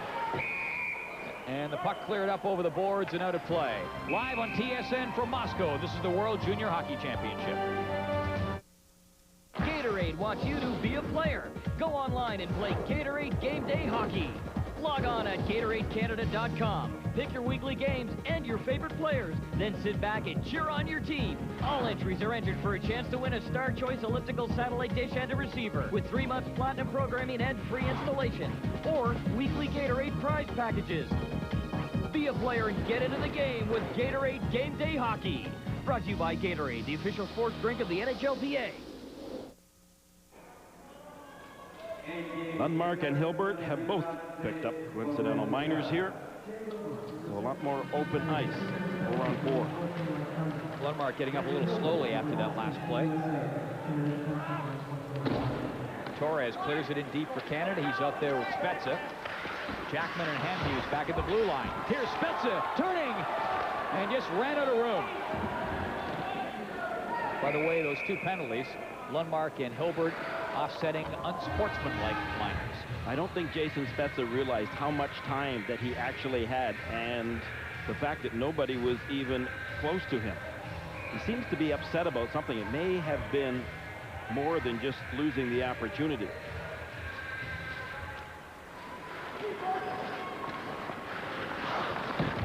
Umberger along the boards, gets it up ahead for Steckel. Across for Ron Hainsey, swings in wide. Throwing it up there for Steckel, who was bucked along the boards by McCarthy. They both went to the ice. Canada starting back, led by Bouwmeester. On a motor by Meyer. Bouwmeester in front for Camilleri. The puck rolling around, and he never did get a great shot away. Back comes Meyer. Teams 4-on-4. Extra space out there. And that situation remaining for another minute 4. Here comes Camilleri. Tiptoes in over the blue line, trying to weave his way in. Puck rolling around, and it will come to DiPietro, who decides to hold on. Be sure to check out the Canadian Hockey website for updates in the tournament at canadianhockey.ca. And in particular, check out the Stan Butler Daily Diary. Mike Camilleri just made a real nice little move out there on the U.S. defenseman. Stan Butler moved him to center ice. He likes him there an awful lot better. He says he's such a smart, crafty, and skillful center iceman. And he had him on the wing previously. Camilleri had the hat trick in the opening game for Canada against Belarus. There's Martin with a shot. Schultz blocked that one. Tate trying to muscle his way in front. Reed starting back for Canada. Comes in there. Heatley is trailing as they come along the boards. Reed almost getting through and then had it knocked away. And Popovic turning the wrong way back at the blue line. Here's McKenzie. Tate climbing all over him. Now Heatley coming in. Popovic and Schultz are with him. This is Schultz. Moves in. Dishes off to Popovic. Only one man back for Canada. Now McKenzie jumps into the play. Taps it on goal. DiPietro stopped it and lost it. McKenzie turned and tried to drill it on goal. And the puck thrown out to the neutral zone. DiPietro, as well as he handles the puck, has put himself into trouble a couple times. McKenzie moving in. Jaspers in front. Couldn't get a stick on the pass. Here's Jaspers. Throws it across. Lundmark and McKenzie were both there. Great shift from McKenzie in Canada. Fired it in towards the goal there, and it was knocked away. And the USA is dumping it down the ice. McKenzie's got good wheels. He's not only a good checking center iceman, but he's a great penalty killer. Camilleri shoots just wide. Is Salvatore trying to clear it out. Jaspers badgering away along the boards. Camilleri hopping in back of the net. Trying to get loose. Puck pulled away there by Hilbert. Good pressure here from Canada. Camilleri centers it in front of the net. That was knocked away. Puck comes back out. Hamhuis tried to punch one through. Hilbert took it off the shin guard. But this is Stoll centering it. Jaspers couldn't get untangled. Canada getting close, but not able to get a great scoring chance. Hamhuis back to pick it up. Stoll frisbees that puck cross ice into the corner. Ott jumping up there after it. So's Camilleri. They work it around, but Dunlop breaks it up and sends it ahead. Sabo, nice pass. Bernarski coming in. Back for Dunlop. 50 in front. Sabo with a glorious chance. Point blank. And Willette stared him down. A cross-checking call coming up against Canada. The U.S. power play when we come back. The Old South gave us one breakfast tradition we savor to this day. An old family tradition that calls for hand-picking only the best-tasting juice oranges available anywhere. A tradition steeped in the rich, smooth, pure, freshly squeezed taste of Old South frozen concentrated orange juice. A unique taste handed down from generation to generation. A tradition we can all enjoy every morning, every day. Old South orange juice, a tradition you can trust. USA had a great scoring opportunity. Szabo just fired that puck right down the middle, but there you can see just after the shot is Bouwmeester taking the penalty for cross-checking. 2 drop passes for the USA on that play, and it ended up with John Szabo getting the great scoring chance. The U.S. is on the power play now. Canada has killed off 2 U.S. power plays so far. John Szabo can really shoot the puck, too. He's got a wicked shot. He's only a little guy, 5'8", 173 pounds, goes to Boston U. This is Martin. Swings it up there. Low key after it. Slides it down low for Umberger. Back out for Forrest. Kavosi. All the way across for Martin. Back for Forrest. Kavosi with a wrist shot. He's trying to get it there in front of the goal. Forrest gets it now. Kavosi fires one, a one-timer which went off the skate. And the puck just comes outside the line. First time that the big unit for the USA haven't come out here to start the power play. 1:10 to go in the power play for the USA. And Globke steps in over the line, right down the middle, punched a low shot on goal. Ouellette turning that aside. And now Umberger out there for the USA with Kavosi and play whistle down.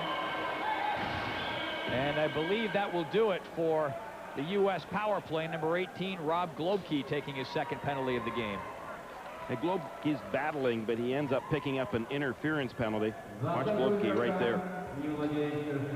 There's no way that Jackman was even close to having possession of the puck. And Globke just ran the pick. So the teams will be at even strength for 56 seconds, and then Canada will go on the power play for 1:04. My math worked out correctly there. I don't profess to be a math. If I was good at math, I wouldn't be a broadcaster.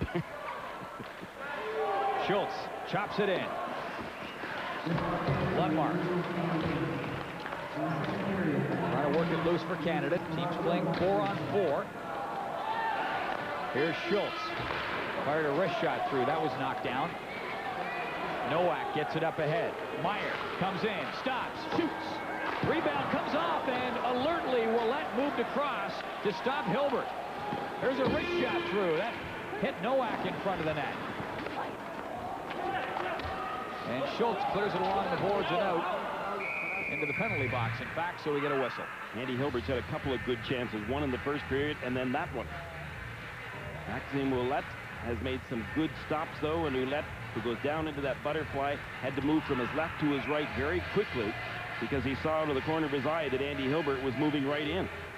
Andy Hilbert plays for the University of Michigan, where Red Berenson, former great National Hockey Leaguer as a player and a coach, is now coaching, has been coaching there for quite a few years, in fact. Canada now on the power play for 1:04. And it's going to start off with Jackman and McCarthy back at the blue line. Sabo up there in the penalty kill. Knocked down along the boards, and Torres will come back. Up ahead to Boyes. Spezza the other forward to start things off on the power play for Canada. DiPietro rings it up around the boards. Boyes there to knock it down. Spezza back to Boyes. He'll try to set something up now.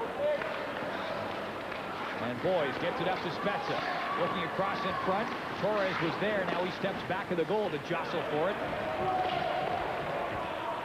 John Sabo has been out there quite a bit in today's game. He's a feisty player. I mentioned he plays for the Boston University, but his dad is one of the owners of the Erie Otters in the Ontario Hockey League. Here's McCarthy, steps in. Torres breaking for the net. Couldn't quite catch up with it. Now the puck knocked out, and it's grabbed and held by DiPietro. Canada with 10 seconds to go on its power play. Well, this man took 2 blocked shots in the first period, and they had to have hurt, but he keeps on ticking out there. Interesting, I told the story yesterday. When he was 4 years of age, he broke his collarbone the first week, and the second week then, when he was playing hockey on his mother's wax floor, he broke his other collarbone. So he had 2 broken collarbones all at the age of 4, and he probably was still playing hockey, Paul. He's a tough character, and we've seen that out here today. Player back on, the teams at even strength, so Canada coming up 0 for on the power play, as has the U.S. in this game. Canada 0 for 3, and the U.S. likewise. Kavosi tied up there by Popovic. Schultz moving over to clean up the spoils and moving into the U.S. zone. Here's Stoll knocking it down. Sharp angle shot. That was taken away by DiPietro. Here's Camilleri trying to get it in front. That hit the side of the net. And Surma plays it up ahead. U.S. in a change. Popovic back there for Canada. The reinforcements now trickling out there for the USA. One of them is Surma, but he had his pocket picked. And back the other way for Canada comes Popovic. Gets it to Ott. Moving in. Muscles his way towards the front of the net and had the puck swept away by Paul Martin. A On the way back for the U.S. And over the blue line is Surma. Knocked down by Hamhuis. Gets it up ahead. Morissette struggling to stay on side. And wasn't able to pick up the puck.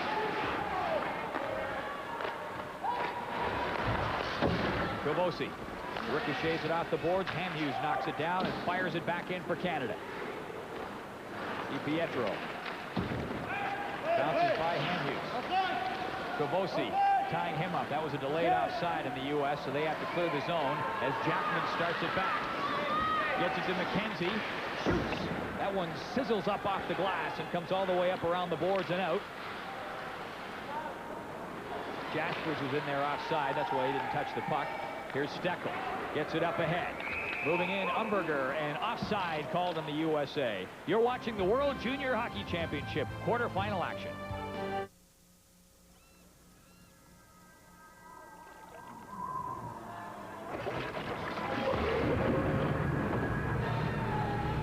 With the new Duramax diesel engine and an Allison automatic transmission, the 300-horsepower GMC Sierra Heavy Duty is the most powerful diesel pickup ever. It's a bit of a fixer-upper. The all-new GMC Sierra Heavy Duty. Sports Desk with Jim Van Horn, 6:30 Eastern Time, 3:30 Pacific Time. The reason I'm talking so fast is because this game is going at a hellacious pace. We are almost finished the second period. They dropped the puck an hour and 6 minutes ago. Wow. Here's one mark. Here's Heatley moving in. Reed was up there too, but that was knocked aside. DeSalvatore flipping it through traffic. Hilbert shoots one. McCarthy blocked that. Gets it up ahead to Reed. Canada coming back with numbers to the U.S. blue line. Reed gets it across in front. McCarthy charging the goal and pays the price. He was knocked down. Took out the post and the goaltender. Ouch.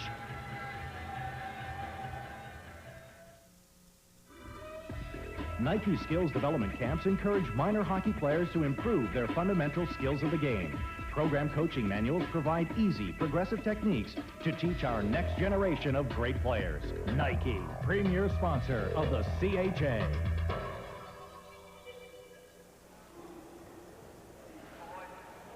Unbelievable, the guts and the determination of Canadian captain Steve McCarthy. He's leading the way on the ice for this hockey club, and he just went crashing into the net, but he's going to do anything to score a goal, it seems. He's had a goal and an assist, and I really look for him to break open offensively. He's got the skills. Here comes Spezza. Torres is wide open. Spezza shoots, and Torres couldn't quite catch up to get his stick on it. Bernarski up after it. Sabo is in front. Bernarski bumping with Popovic. Sabo back to Bernarski.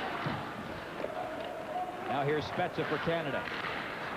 Up to Rafi Torres. Boys is with him as they crisscross. Hit over the line. Torres tried to send it back, and offside is called on Canada. Well, the winner of this hockey game here today will take on the winner of these two teams, Finland and Slovakia. Finland winning 1-0 right now. I'm surprised that Slovakia haven't played better in this tournament than they have. I think they've got 8 players from the Canadian Hockey League on them. And I thought today might be the day that they put out their best game. Finland have shown that they are a very strong team, tying Canada and beating the Russians. But how about the Russians, Paul? Well, I mean, I'm sure that somebody in a big Russian newspaper will write a series called Game in Crisis, and they'll probably have a hockey summit as well, because they bombed out at the World Championship. They haven't done well here at the World Junior Championship. Didn't win the Olympics last time. People were talking about that before the game, and Gilles Courteau was asking that same question. There is no country in the world that does as much navel gazing when it comes to hockey as Canada does. One of the reasons probably that we, as Canadians, are so good at it. Moving in, Tate tried to throw it across. Kovosi couldn't pick it up. Forrest fires one through. That went off of Hamhuis. Here comes Camilleri. He'll turn it up. Stoll is with him. Camilleri tried to pass it across. Big time play by by Justin Forrest, who lay down and got his arm out to block that pass. Puck played up ahead for Stahl. Martin back to get it. Here's Bouwmeester. That puck stolen. Nowak comes in, fires one in. Ouellet picks it off and hangs on. We have 1 minute and 11 seconds to go in the second period. Jay Bouwmeester, the man that we talked about in the first period that gave up that puck and that long pass, was trying to carry the puck up to the neutral zone. He ended up turning it over, and Ouellet had to come up with the big save.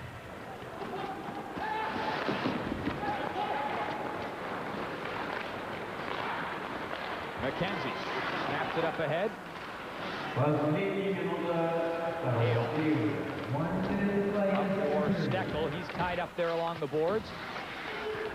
Jaspers taps it in. Now here's Martin. And without a stick, David Hale makes the only play he really can. Just knock it towards the boards. Dipping and diving around there for Canada. Sigamanis. Hasn't seen much ice time. It looks pretty fresh. Gets it back to Schultz. Puck thrown across to the open point. Popovic is backing up. Jaspers dumps it in on goal. That was stopped by DiPietro. McKenzie was hammered along the boards by David Hale. And he will shake the cobwebs away and get up. I think he went face first. He's got the shield on, fortunately for that. McKenzie has been one of the great contributors to this Canadian Hockey Club in this tournament. Stan Butler chose him as a defensive checking center iceman, but he instead has not only been good defensively, but has been very solid offensively as well, as far as creating momentum for his team. A high sticking call against David Hale for that hit in the corner. Here's Jackman to wrist shot go. That was knocked down by Dunlop, so Canada with its 4th power play chance of the game. Lundmark, Camilleri, and Heatley are out there. There's Heatley. You won't get a better chance than that. Heatley was point blank, and DiPietro with a spectacular save. Lundmark fires it wide, and the period comes to a close. Canada will have a power play to start things off in the 3rd period, and Danny Heatley will dream of another opportunity like the one he just had. Well, as you also took a look at Rick DiPietro, we said at the start of the game it would no doubt be a goaltender's battle between DiPietro and Ouellet, who were both playing extremely well after 2 periods of play. Well, the puck rolled out to Heatley, and Heatley, we've talked about all tournament, has great hands, maybe from the hash marks in, the best hands in the team, and he wasn't able to get the puck past DiPietro that time. Second intermission coming up.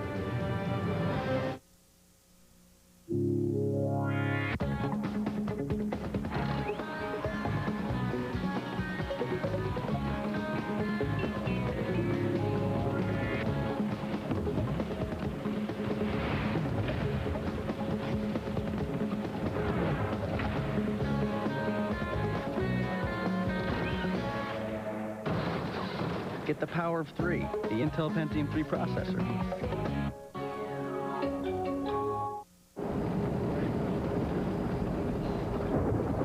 Local marketing, collaborating in real time with offshore production. Of course.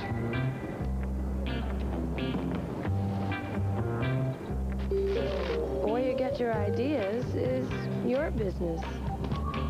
Helping you make them work is ours. E-Solutions from Microsoft.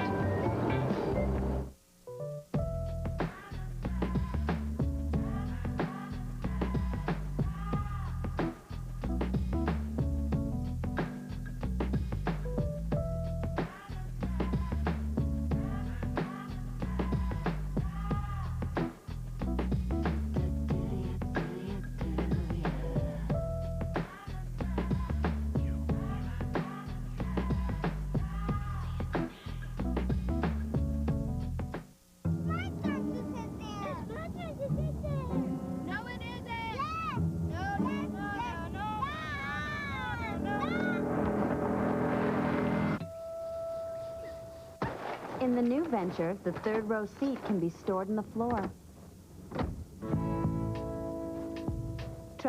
gracefully in a well-thought-out maxi space. The Chevrolet Venture. Tried, tested, and true. Well, this is it, Bill. The final stone for Al Gilchrist. He's 2 down in the 10th. Packer line 3. Eddie. Needs to put this one right on the button. Nice body extension. Good weight. There's the hit. And there's the roll. Now that, folks, that is a great shot. He rode the center line brilliantly. There are differing opinions on what exactly it means to be Canadian. But the classic definition is as follows. To be Canadian, you must be clean, cold, and crisp.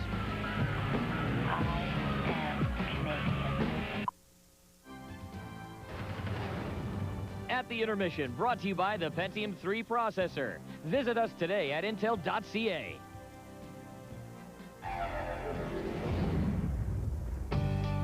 My favorite hockey player is Jerome McGinley for the Calgary Flames. I've always watched him through junior hockey, and he's a really exciting player. Probably my most memorable moment in hockey was getting drafted to the NHL. It was just a really exciting day for me. Just playing the whole year, just waiting for draft. It was really exciting when the time came. My dad, actually, he was my coach all the way through up minor hockey, and I just remember him being pretty tough on me on the bench and having to talk to him after the game on the ride home. But he did a lot for me when I was younger.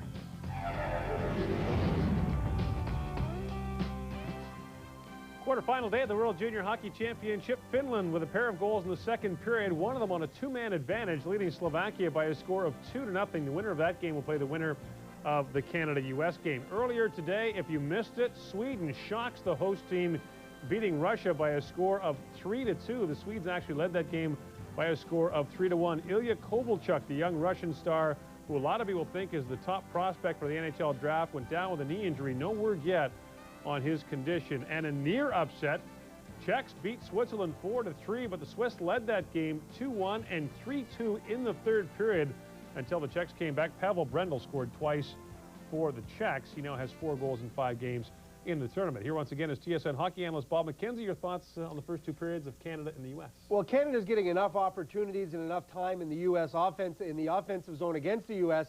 to be encouraged by that. But I think there's also got to be a little concern on how many times Canada's turning over the puck between the blue lines. Canadian defenseman Jay Bouwmeester seems to be having a particularly tough time. He was obviously the guy who gave the puck away in the first period, but even in the second period continued to have a difficult time handling the puck. And I think sometimes because Bouwmeester played on this team last year, we forget how young this guy really is. Not eligible until the 2002 National Hockey League entry draft, and he is playing on the #1 defense pair on the team along with Steve McCarthy. But Rick DiPietro and Maxime Ouellette, as advertised, both of them making some really good saves. And I think Canada wants to tighten it up in terms of the number of times it turns the puck over and obviously bear down on its chances when it does get one on DiPietro. And Canada, of course, will open the third period on the power play. Back with more of our coverage of the World Junior Hockey Championship right after this.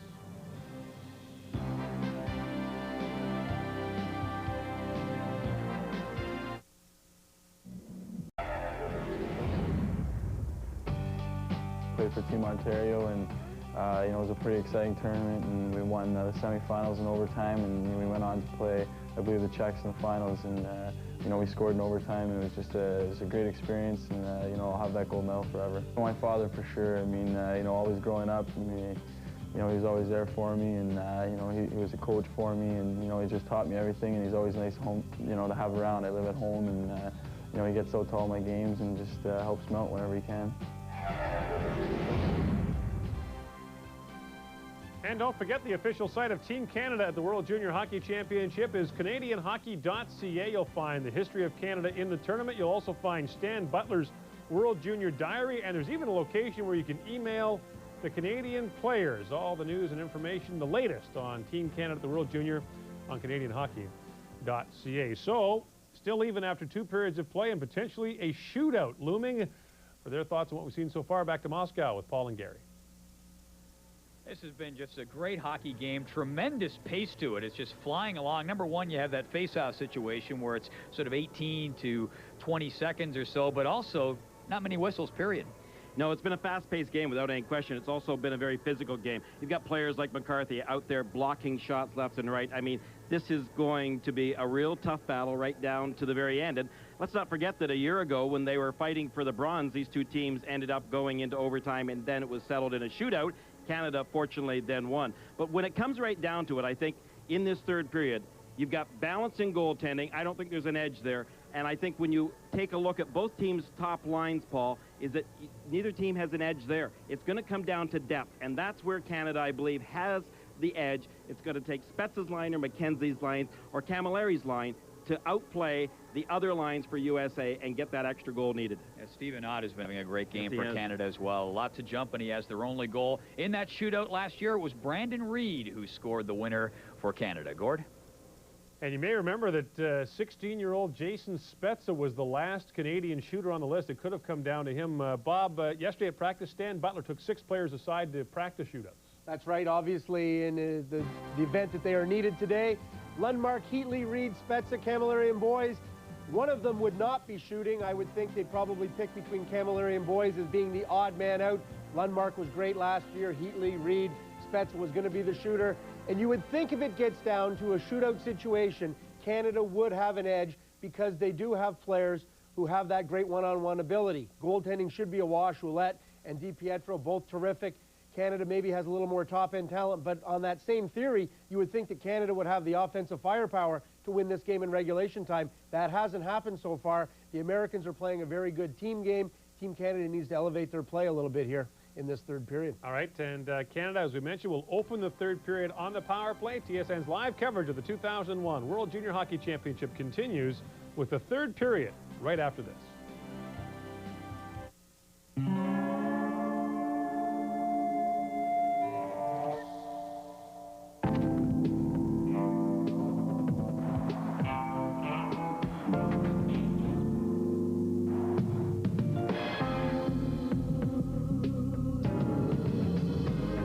Shoulder room, leg room, hip room, and plenty of headroom.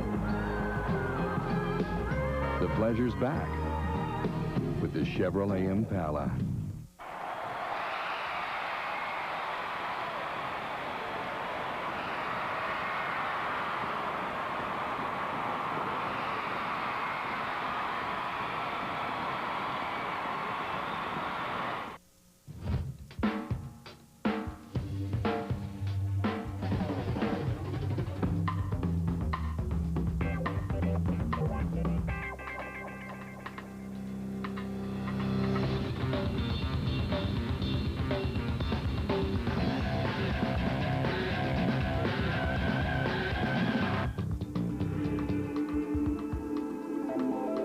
Excite your senses. JVC. A cough or sore throat? Aren't you glad you have friends? Like Fisherman's Friend medicated lozenges. They even make nasal passages feel clearer. So try Fisherman's Friend medicated lozenges with over 100 years of effectiveness. We love to see you smile. We love to see you smile at McDonald's, so we're trying harder than ever to make sure every single visit is enjoyable. Now there's even more McValue to smile about when you come into McDonald's. Like our delicious Chicken McNuggets. 6 Chicken McNuggets are now just an incredible $1.49 plus tax every Tuesday at McDonald's. We love to see you smile. 6 Chicken McNuggets, just $1.49 every Tuesday.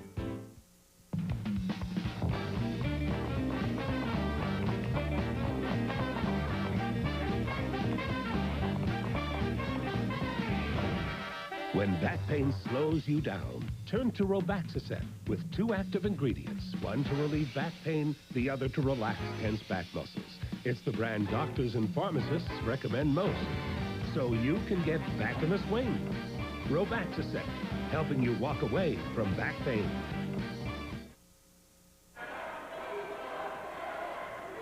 Third period all set to start. Canada will have a power play for the first minute and 40 seconds. And Ouellette will leave it back there for Barrett Jackman, who's back at the blue line with Steve McCarthy, Lundmark, Reed, and Heatley. Pardon me, Lundmark, Heatley, and Camilleri up front for Canada. Camilleri after it. And he's got the puck now. Works it back out. And Jackman, good effort to keep it in momentarily, but then it was knocked out. Here's Jackman getting it up ahead to McCarthy, and offside. Let's check in again with Gord Miller. Thanks, Paul. The second period summary brought to you by Cheerios, one of Canada's favorite cereals for over 40 years. No scoring in the period. Shots on goal favored the U.S. by a wide margin, 11-4 in the second, 17-9 overall. 1:05 to go on the power play for Canada. McCarthy over to Jackman. And that is going to be an icing call on Canada. Jackman wasn't across center. Players are going to have to watch moving that puck out there because there's a lot of water laying on the ice from it being resurfaced in the second intermission. And I know Jackman, when he came out of his own end, had a little difficulty moving that puck initially because it had to go through some water.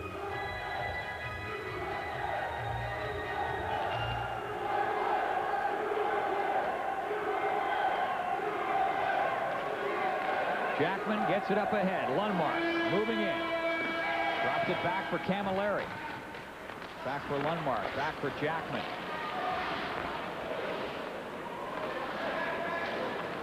Hamhuis with a shot. Rebound in front of Scramble. The puck is still loose, and Camilleri couldn't get his stick free. Back the other way, the U.S. with a 2-on-1. Nowak, big move. Dropped it up. Oh, right there. Maxime Ouellet came across to stop Andy Hilbert. Well, the U.S. get a 2-on-1 opportunity, but Danny Heatley, after Canada had the opportunity, got tripped up trying to back check. There's the shot by Hamhuis. It came so close to going in. Camilleri was right there, but right here, just watch right into the top of your screen, folks, was where Heatley ended up getting tripped up. It ended up being a 2-on-1. What an opportunity for the U.S. That was Brett Nowak who came down with Andy Hilbert. And icing call on Canada. The tail end of a very ineffective power play so far. 14 seconds to go on the man advantage. And once again, Maxime Ouellet giving Stan Butler's team the opportunity to win this hockey game by doing what he has to do here. Shut the door.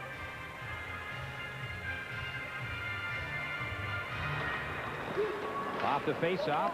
Steckel trying to step towards the goal. See if Canada can conjure up one more rush on this power play. 6 seconds to go on the man advantage. Spezza laying it up there for Boys. Moves in, drops it back. Fired low and wide of the net there by Raffi Torres. Teams at even strength. Meyer. Pass up ahead. He was looking for Surma. But an icing call on the U.S.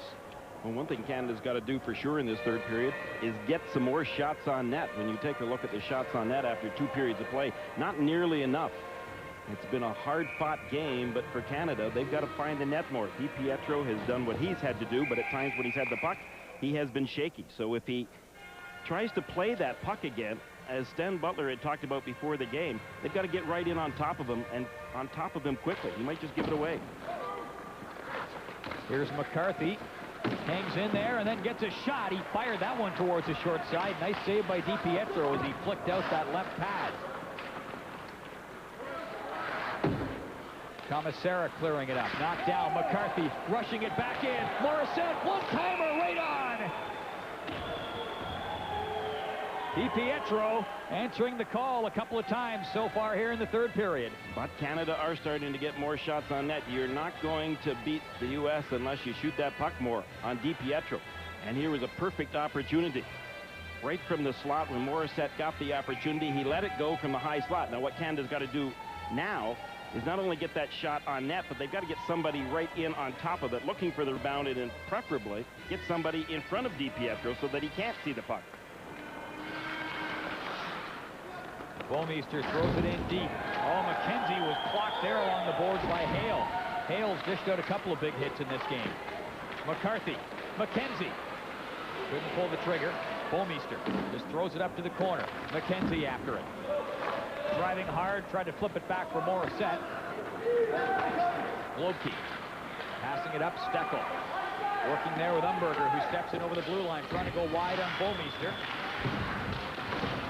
Now Steckel. Puck comes loose. McCarthy with it. Feathers it up there to Morissette. And he will loft it down into U.S. territory. Both teams changing in the fly. You saw when the U.S. carried the puck to the neutral zone how well McCarthy stood right up at the red line. He's got great confidence and has played an outstanding game for Canada. Here comes Andy Hilbert. Offside called on the U.S. Nowak was trying to stay on, but was just eased in over the blue line. Let's take a look between the boards. Brought to you by Molson Canadian. It's a Canadian game. Power plays, a combined 0 for 7. The hits up there as you would expect from these two teams.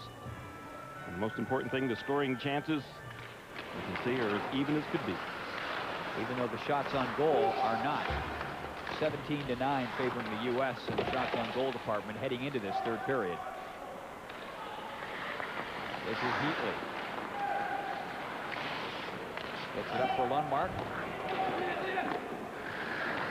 Freddie Meyer for the U.S. Puck comes back to Jackman. Up for Heatley. Lundmark is in front. Reed is down there too.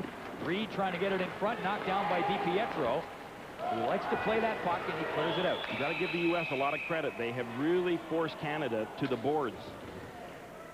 A slashing penalty back behind the play. It's going to go against Canada.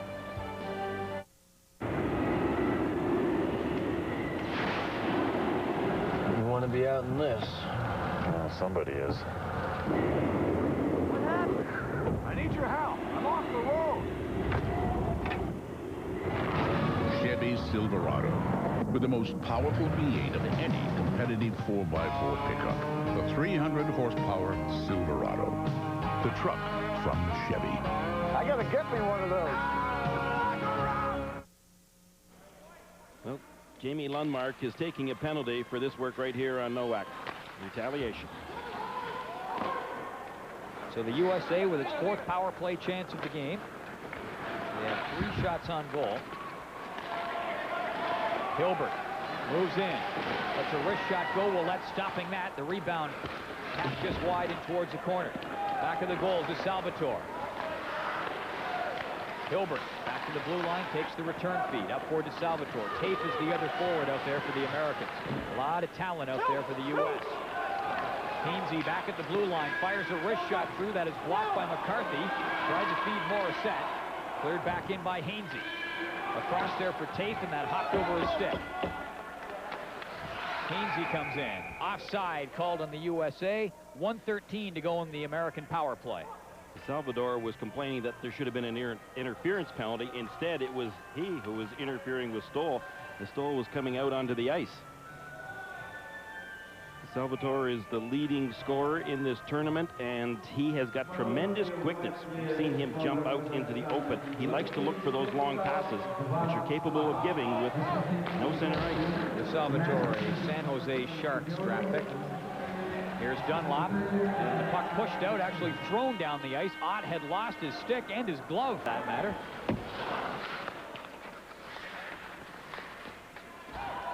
Stoll going after it. The remnants of Ott's stick on the ice there. Dunlop moves it up. Gavosi gets it down low in the corner. Puck comes back along the boards for Dunlop. He'll move it up. Gavosi back of the net, trying to stay out of range of Jackman. And Jackman persisting, but still can't get it out. Gavosi knocked it down. Finally, Jackman able to get the puck outside the blue line. 20 seconds left in the power play. And check that, the power play is over now because a penalty coming up against the USA. It's a slashing call on Justin Forrest. A couple of times in tonight's game that the U.S. have let go of a power play opportunity before it had expired by taking a minor penalty themselves. Justin Forrest taking that slashing penalty. He's a Carolina draft pick. He was one of those players in that Michigan development program, and a lot of players on this USA team were part of that program. Bouwmeester throws it in. Teams will be at even strength for the next 10 seconds. Then Canada will go on the power play. McCarthy up there deep. Gets it back out for Torres. Big shot. Didn't make it on goal. Nowak got in front of it. So Canada is now on the power play for the next minute and 36 seconds. Puck comes across to Jay Bouwmeester. In over the blue line. He's out there with Spezza, Boys, Torres, McCarthy.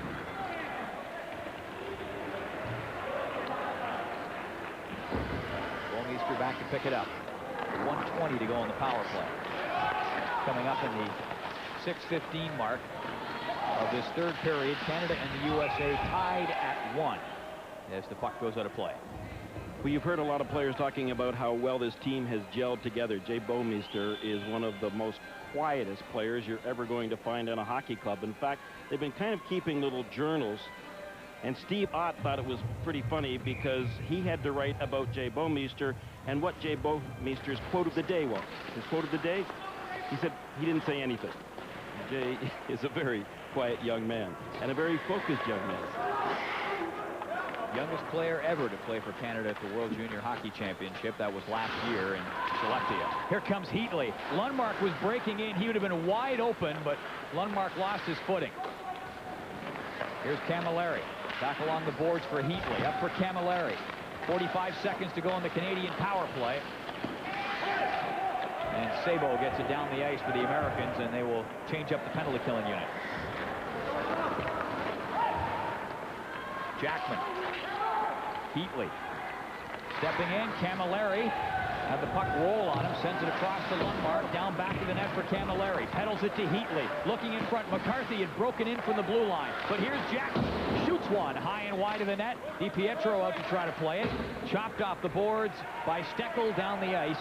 10 seconds left in the power play for Canada. U.S.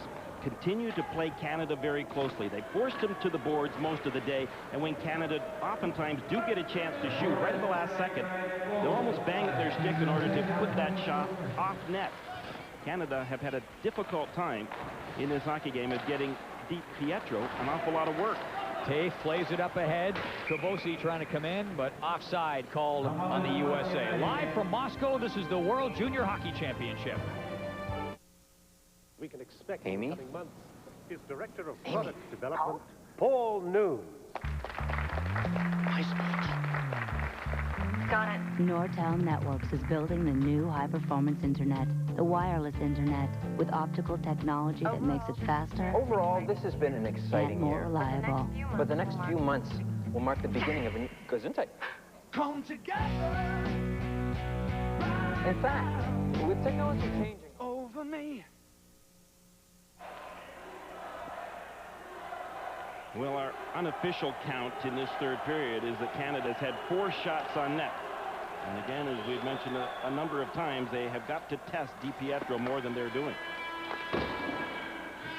Nick Schultz plays it down the ice. DiPietro plays it back up off the boards.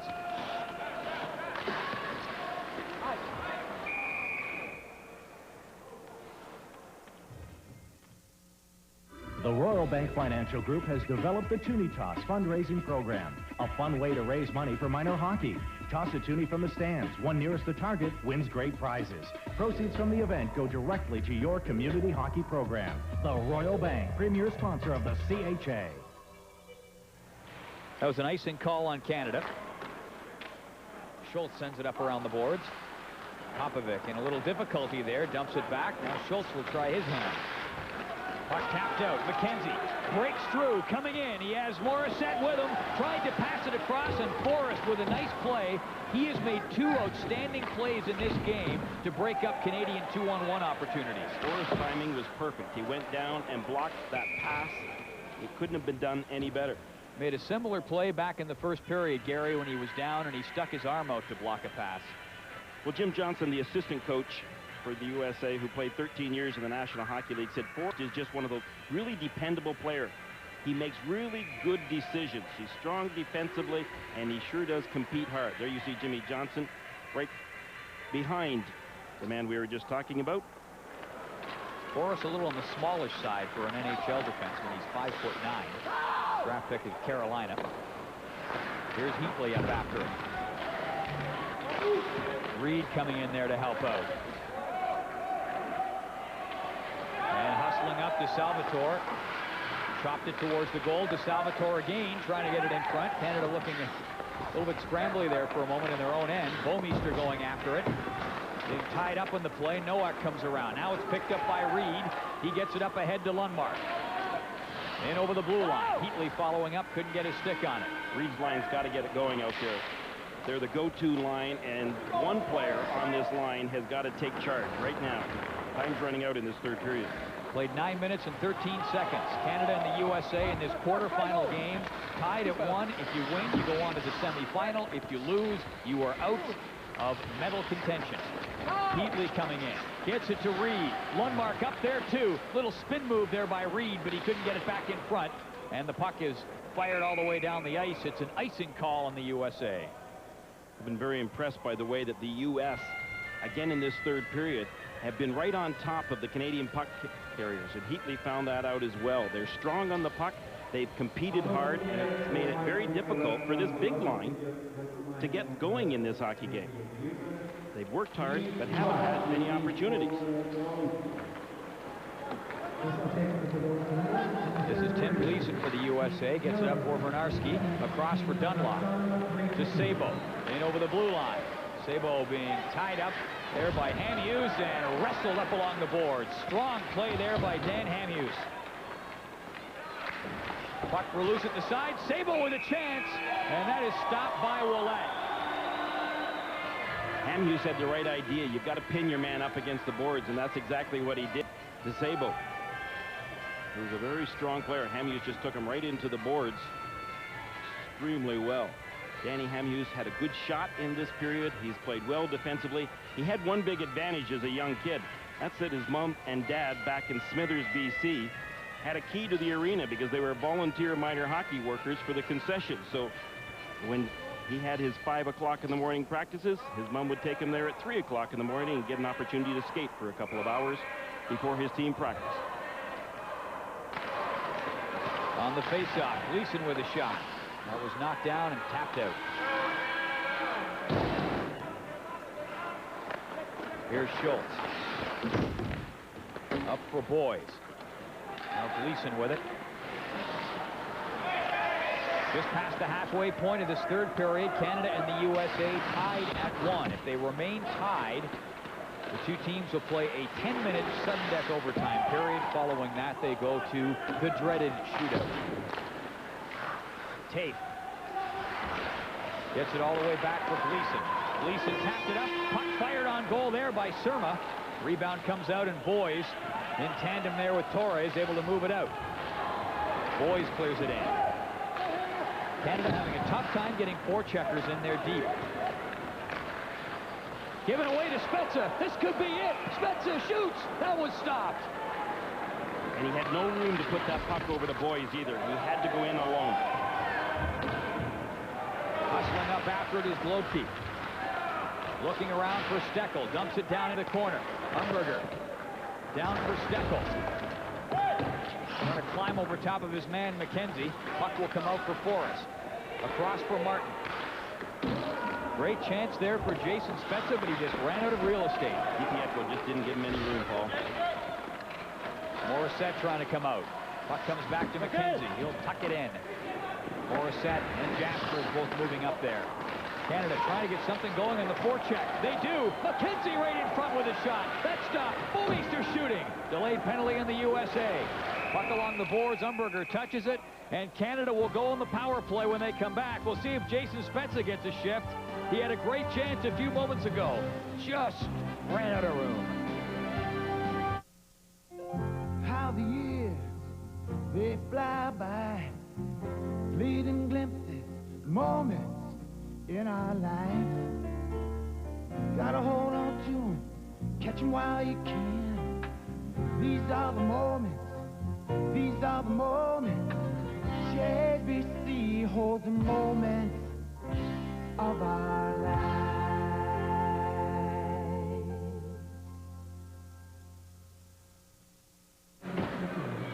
Justin Forrest is in the penalty box. He got called for slashing. This is Canada's 6th power play of the game. They're 0 for 5. And if I were Canada, I would start shooting from the point more and getting some people in front of DiPietro so he can't see the puck. We've got defensemen back there that can shoot the puck and shoot it well. Well, Canada forcing a few turnovers down in the U.S. zone in their last couple of shifts. Puck going into the U.S. bench there, so we get a whistle. But so often on Canada's power play, they've been looking to put the puck out for a scramble in front of the net. Meanwhile, McCarthy's back at the point with a good shot, and so is Jackman. McCarthy playing the best game I've ever seen him play for Canada at this tournament. He's showing today why he's the captain, Paul. He was with them last year, and he's the captain this year, and he leads the rush in deep. Go, you got room! Nowak trying to get it out. Knocked down. Heatley. Puck bouncing and rolling around, and Nowak the victor in that little exchange as he cleared it out. Puck comes up now to McCarthy. Moving in. Going towards the front of the net was Lundmark. Heatley was there too. Here's Lundmark. Looking around. Canada on the power play. Over to Jackman. Down low quickly there for Heatley, who had some trouble with it. Lundmark after it in the corner. Back around behind the goal. Heatley wasn't there. Comes around, and Jackman couldn't quite keep it in. Canada with 50 seconds to go in the power play. That one fired in wide. Here's Jackman. Works it over. McCarthy, a little move. Dumps it up there for Reed. McCarthy with a swing and a miss as he was following up, but failed to negotiate contact. McCarthy didn't want to leave the ice without scoring. Here's Jason Spezza. 29 seconds left in the power play. Steckel almost stealing that, and now plays it back to Hale. Here's Jackman. 15 seconds to go on the power play for Canada. Spezza with a head of steam. Steps in, shoots one, and that was tipped by Hale up over the glass and into the netting. So we get a whistle, and Canada with 11 seconds to go on the power play. Face-off will be just inside the blue line. Pretty good example of that last play as to how closely the U.S. have played Canada. Every time Canada has possession of the puck, there's a U.S. player right there on top of them. Spezza just found that out. Bouwmeester with a wrist shot. DiPietro stopping that one. Torres was tied up in the rebound. Penalized player is back on. So Canada 0 for 6 on the power play. The USA is 0 for 4. Spezza clearing it in. 6 minutes and 5 seconds to play in regulation time. Kavosi picks up the puck, looking in front, and play whistle down. And a penalty coming up. It is going to be a hooking call, and I believe it is going to go against Mark Kavosi. So Canada getting a real run here of power play chances. Well, they've got to do something with it. They are being given the opportunity on a platter. Ham Hughes went back to play the puck, and you could see that it was a hooking penalty without any question to it. Mark Kavosi pretty upset at himself for good reason. The U.S. have not shown a great deal of discipline lately in a very tight hockey game.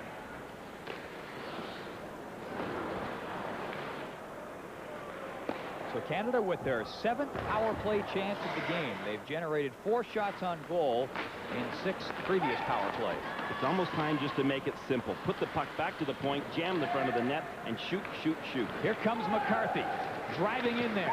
McCarthy looking around in front, takes the scenic route around. McCarthy still rolls it in there for Heatley. Camilleri right in front, and he couldn't cradle it up to get a good shot. Bouwmeester moves it up. Here's Reed, down low for McCarthy. Centers it in front. Heatley was right there and couldn't get his stick in the puck. Heatley sends it back across for Bouwmeester. Camilleri after it. Back of the goal for Heatley. Centers it in front. Scores! Lundmark right there, right then. Canada takes the lead.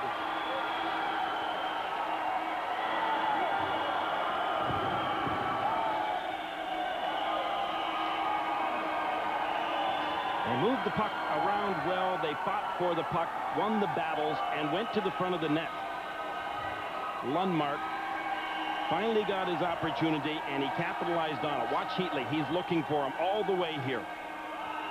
Lundmark was on his forehand side. He kind of crouched down to make sure that he had that pass and that he also had good balance in order to get his shot away. The man that Stan Butler wanted to get scoring in the Swiss game. And as a result, he put Brandon Reed up the middle with him, got him scoring, and he sure scored a big one right there. Heatley, just moments before that, had missed a tremendous opportunity. Wide open off the edge of the crease, but he headed into the corner, picked up the puck again, and found his line mate, Jamie Lundmark, who found the back of the net. Canada with the goal at 14:54 and a 2-1 lead. Puck drops down to Nowak with a wrist shot. Willett stops that. The U.S. will come on very hard here, so Canada's got to play hard. They've got to play smart. Well, the USA tied the game against Canada last year, the bronze medal game, with 2:54 to go. Canada has the lead. We'll see if they can hold on.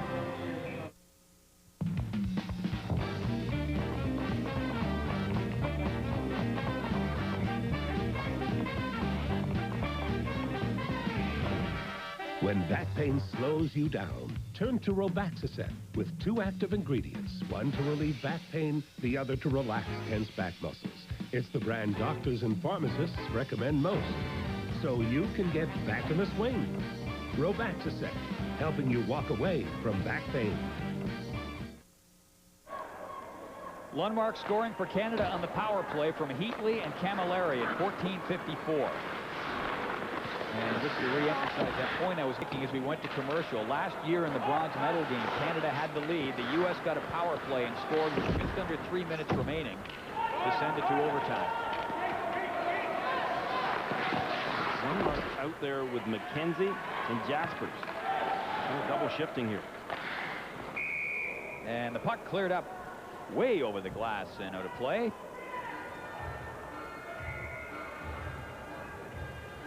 Coming into the tournament, Coach Stan Butler said Jamie Lundmark was the guy who he wanted to be his go-to offensive player. He has delivered. He's got very good hands that we talked about at the top of the show, and he's the guy that can break it open, and he did. McCarthy gets it up along the boards. Camilleri coming in, works it across in front. Ott tried to take it there on the backhand. Now he just dumps it in deep. And the puck played down the ice.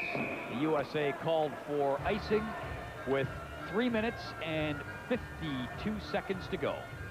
Well, this is where Canada have got to play the puck carrier very tightly, right on top of them, making sure that they use their strength to win those battles. It's something that I've been extremely impressed with the U.S. today. They have battled Canada hard for possession of the puck, kept them to the outside. Canada's got to do the same right now to the U.S. Keep them to the outside. Here's Nowak. Works it across. Colbert steps in. Drives in there deep. Back to break it up. Jarrett Stoll for Canada. Schultz did a good job of forcing the puck carrier to the outside. This will be an icing call on Canada. Well, these two teams have been pretty even in face-offs today, and when you get down to the dying minutes of a close hockey game, the best face-off man will be out there a fair amount.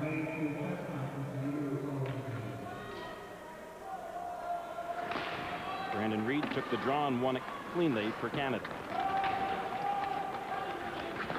After the puck is Lundmark trying to muscle his way by Hainsey. Reed comes up there in support. Canada's got enough to win. You can see that they didn't bother sending that second or third man in. One man in right now, making sure wingers have got their wingers. Jackman trying to hold off to Salvatore. U.S. will come in hard. They have 2 men in deep, another high in the slot.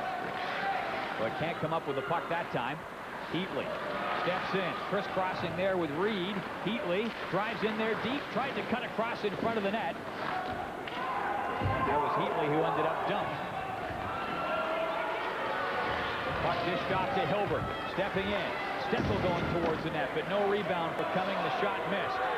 Morissette back for Canada, got across center, and he clears it in there deep.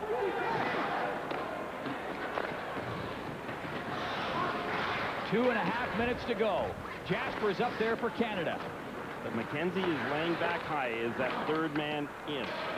Defense aren't going to gamble in this situation. Canada have got all their best and smartest defensive players out on the ice.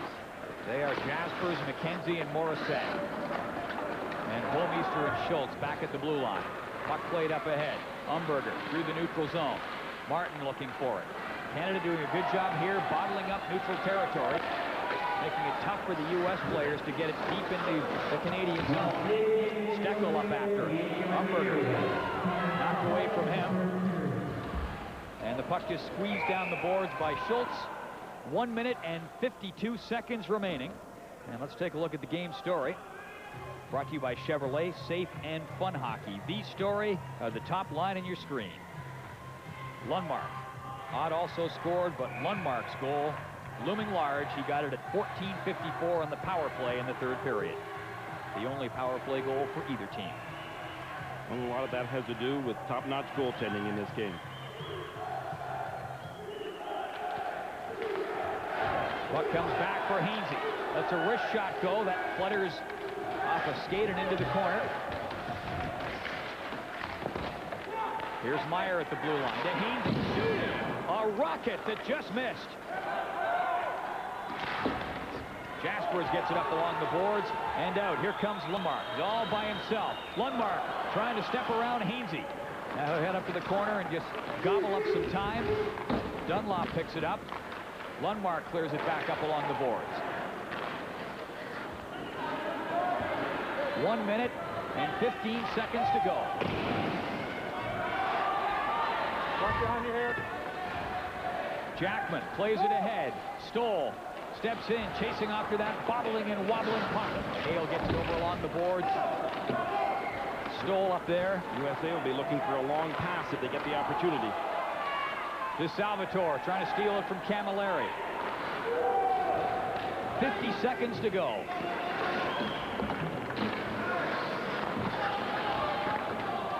Out comes Hilbert. 40 seconds left. And Canada just that close to moving on to the semifinal, where they will, it looks like, face Finland for a chance to go to the final. 25 seconds left. And there was that long pass. To Salvatore in deep after it. DiPietro heads to the bench, and the USA will get a face-off in the offensive zone with 18 seconds remaining. I knew it, Stan Butler knew it, that they would be looking to make that long pass. That's the USA. And the man that they were trying to hit was John DeSalvatore, who is their best offensive player. Right now, a timeout has been called, so it gives both teams an opportunity to get set for this all very important face-off.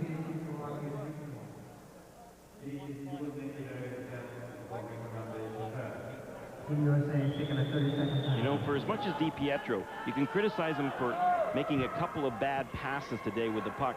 He's also got his team out of trouble a number of times. He's able to put that puck up the boards, up the glass, put it out in the neutral zone.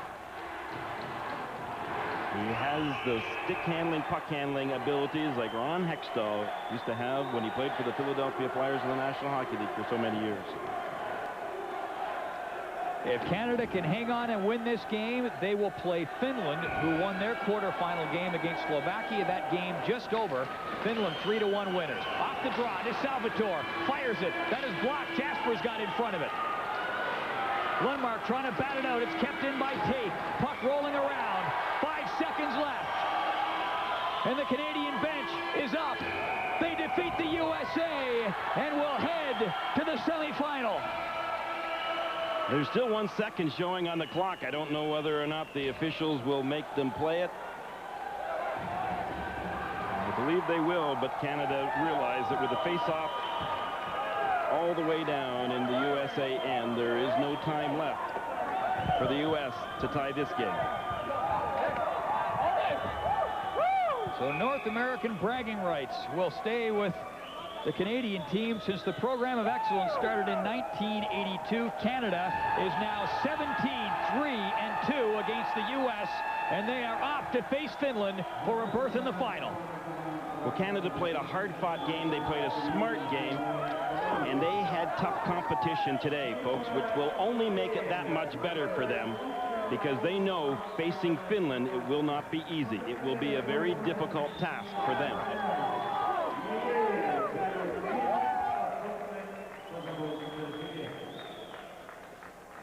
What a battle. And in the end, Canada's sniper Jamie Lundmark scoring the winner on the power play at 14:54, and time to celebrate, at least for now.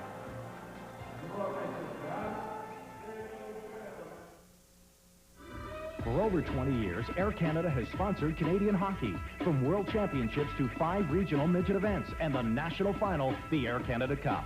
Each year, Air Canada is pleased to present scholarships to the top players at these tournaments. Air Canada, premier sponsor of the CHA.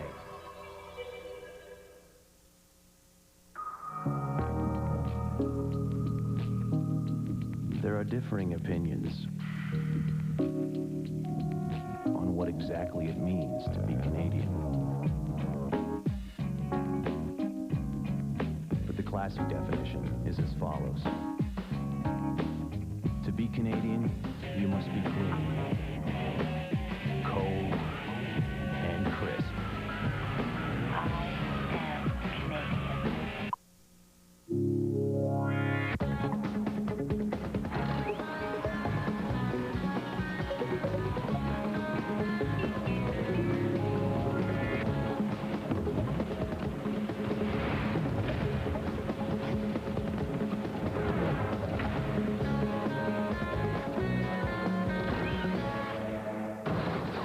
Get the power of 3, the Intel Pentium 3 processor.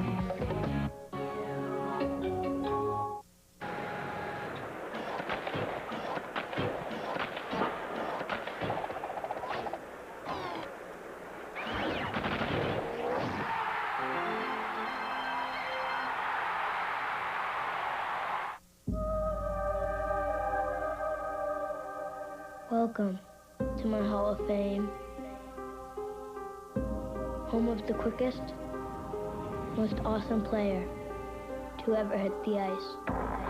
The place where with one unexpected move, I can single-handedly bring thousands to their feet. What's your dream? Batteries. Video games don't just blast through your batteries, they blast through your money. That's why you should arm yours with Rayovac. They last as long as standard Duracell and Energizer, but cost less. How about a little one-on-one? Rayovac lasts as long as standard Duracell and Energizer for less. I challenge you to a little one-on-one. Try Rayovac. If you don't think they're as good as the other guys, you get your money back. You can't lose. I like that. Ladies and gentlemen, Mr. Frank Buckland. For those of you suffering from hacking coughs and minor bronchial irritations due to colds, get well soon.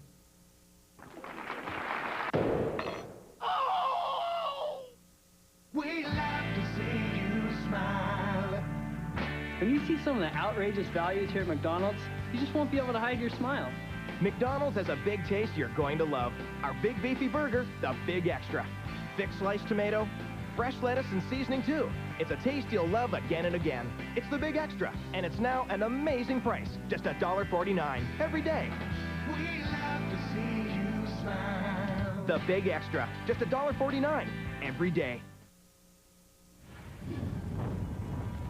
Time now for the TSN Turning Point, and for that we take you back to the third period with the game tied at 1 and Canada on the power play. Danny Heatley will set up Jamie Lundmark, and Lundmark cashes in his 4th goal of the tournament on Canada's 7th power play opportunity of the game, and the Canadians emerge with a hard-fought 2-1 victory over the U.S. A cash donation will be made to the Coaching Association for the training and development of Canadian coaches in amateur sport on behalf of TSN. And so Canada comes out with the win in what really is the most brutal game of the tournament, Game 5 in the quarterfinals. You win and you go on to play in the semifinals. You lose, and the best you can finish is in 5th place. And Bob McKenzie, this was a very tough game for the U.S. to lose. And you look at it from their perspective, 3 straight penalties against the U.S. in the 3rd period, and the 3rd one was the difference. That's right. I thought the Americans played a decent game, a very solid game. I don't think Canada had their A game, and I think if you're Canadian coach Stan Butler, you're happy with the fact that you move on. You're still competing for the gold medal on a day when you didn't have your A game, at least not offensively.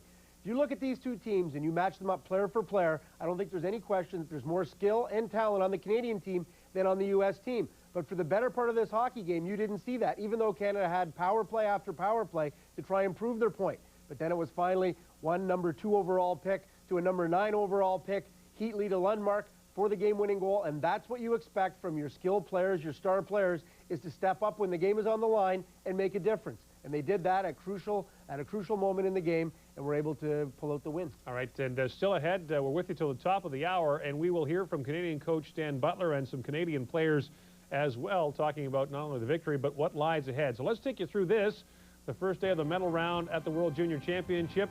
Team Finland beat Slovakia 3-1. Jani Rita, the Edmonton Oilers first-rounder from 1999, scored the insurance goal for Finland. He now has 6 goals in 5 games in this World Junior Championship. It'll be Canada and Finland in one semifinal. Now, meantime, other action today at this World Junior, and the big story here is an upset of the home team, the Russians, against the Swedes. First of all, we'll show you the Czechs and the Swiss.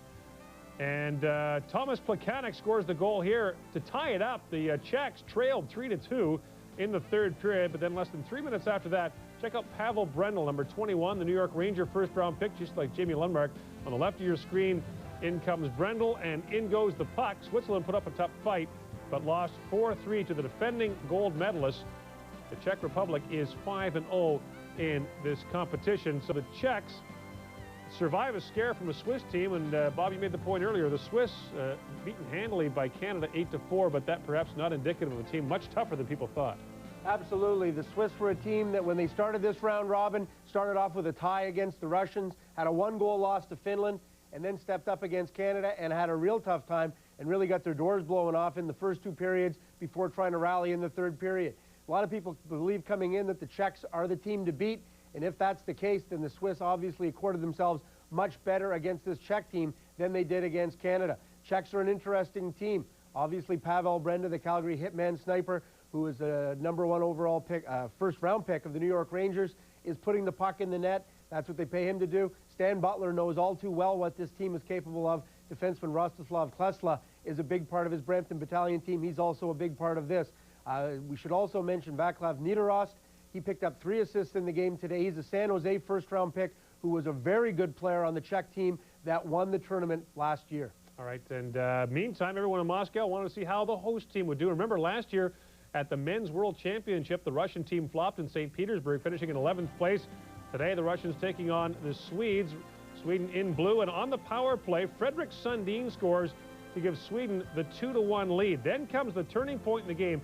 Alexander Svitov steps into the Swedish player with the knee and then goes snaky afterwards. He gets a 5-minute major and a game misconduct. And on the extended power play, it is Martin Samuelsson of Sweden, number 11, who will skate into the left of your screen, grab the gravy rebound and put it by Andrei Medvedev.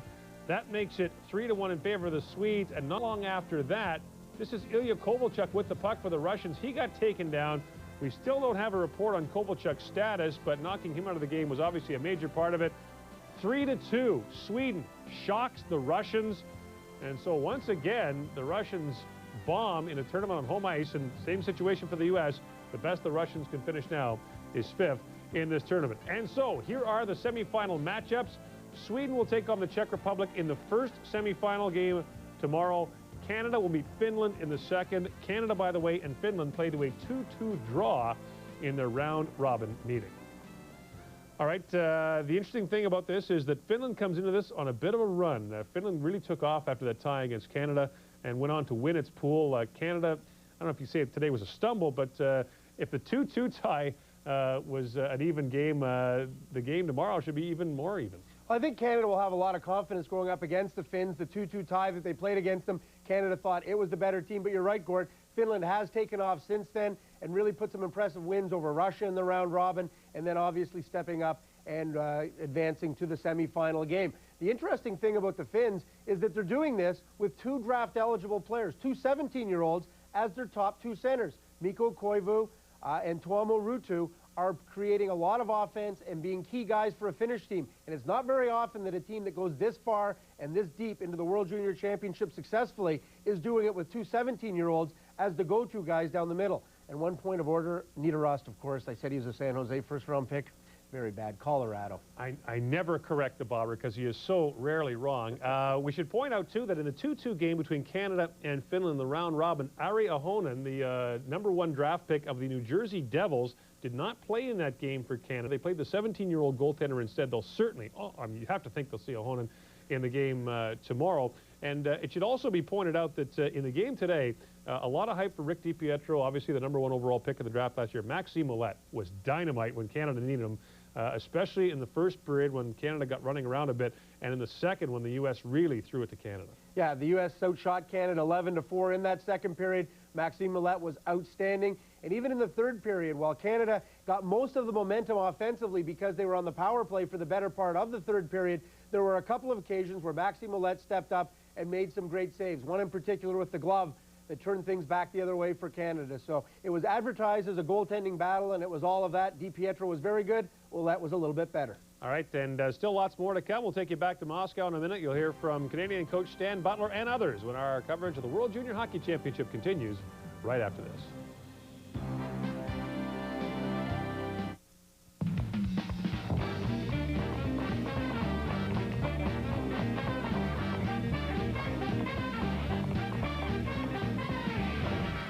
When back pain slows you down, turn to Robaxacet with 2 active ingredients, one to relieve back pain, the other to relax tense back muscles. It's the brand doctors and pharmacists recommend most, so you can get back in the swing. Robaxacet, helping you walk away from back pain.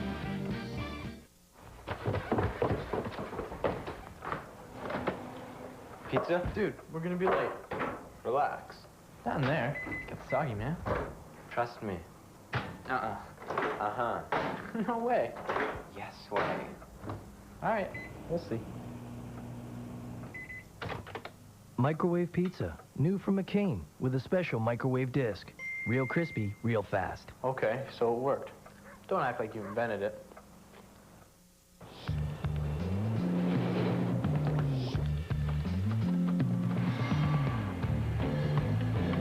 Faster, more reliable, more profitable.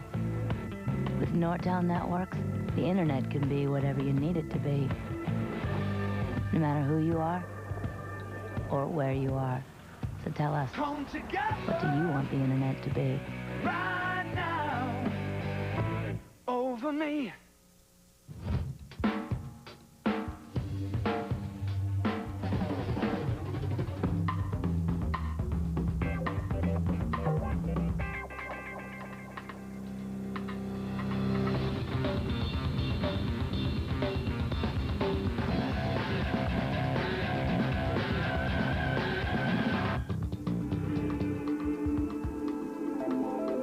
Excite your senses. JVC. The third period summary is brought to you by Chevrolet. Safe and fun hockey. The U.S. winds up outshooting Canada 23-15 in the game, but the only goal of the third period comes on the power play. Jamie Lundmark's 4th of the tournament gives Canada the 2-1 win. Well, Canada brings 8 players back from last year's team to this tournament. Jamie Lundmark, of course, is one, and another is Captain Steve McCarthy, who spoke with Paul Romanek a moment ago. Thanks, Gord. Spectacular performance, a couple of block shots in the first period. I didn't think you were going to come off the ice there a couple of times in the third period. This may be the understatement of the tournament for me, but you look like you really wanted this. Oh, absolutely. Quarterfinal game, it's a do-or-die match, and 22 guys did what it took to win.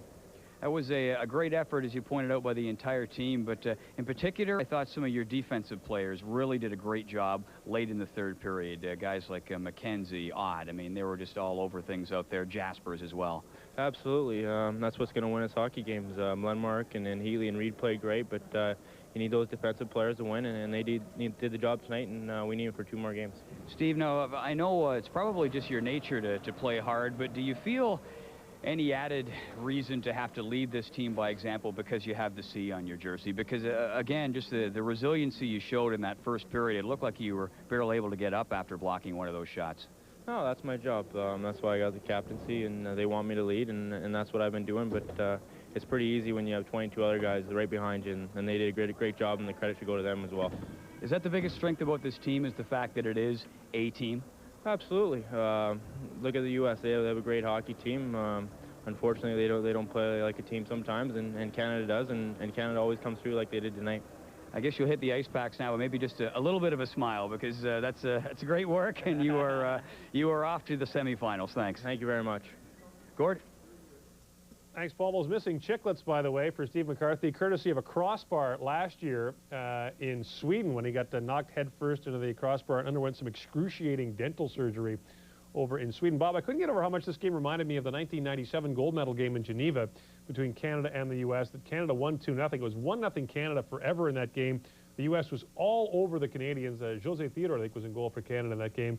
And finally, it was a penalty call in the third period that led to the Canadian win. Yeah, I thought in 1997 that the U.S. was by far the better team in that gold medal game, but Canada came away with the gold medal. I thought this time the U.S. was maybe marginally better than Canada. It wasn't nearly as lopsided as 97, but the result, Gord, was obviously the same. Canada advances, the U.S. does not. And the Canadians came up with the goal when they really needed it from the players that you expect to score the goals. Danny Heatley to Jamie Lundmark on the power play. Power play was 0 for 6 going into that last opportunity, and Canada had a real tough time getting the puck to the net, and when they did, Rick DiPietro was there. So Canada steps up with a goal at the crucial time, and that's why they're moving on and the Americans aren't. Marc Denis, the goaltender for the Canadians in 1997. 1-1. 1-1 is the score as we go to the shootout here. Back with more coverage of the 2001 World Junior Hockey Championship right after this.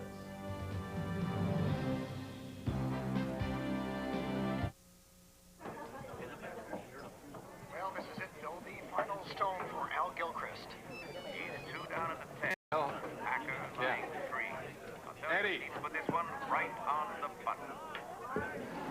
9 by the extension. Good weight. There's the hit. And there's the roll. Now that, folks, that is a great shot. He wrote the center line brilliantly.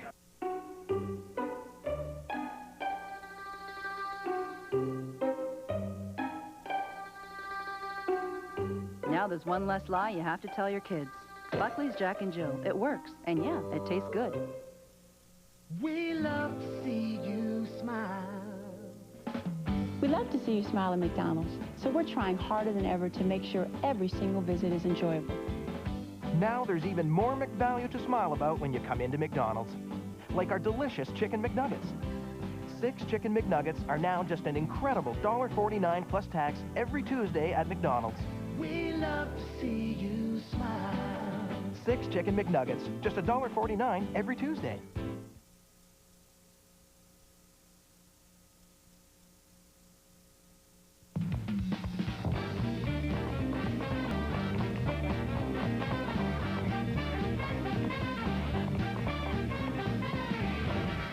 When back pain slows you down, turn to Robaxacet with 2 active ingredients, one to relieve back pain, the other to relax tense back muscles. It's the brand doctors and pharmacists recommend most, so you can get back in the swing. Robaxacet, helping you walk away from back pain. See it, live it, TSN.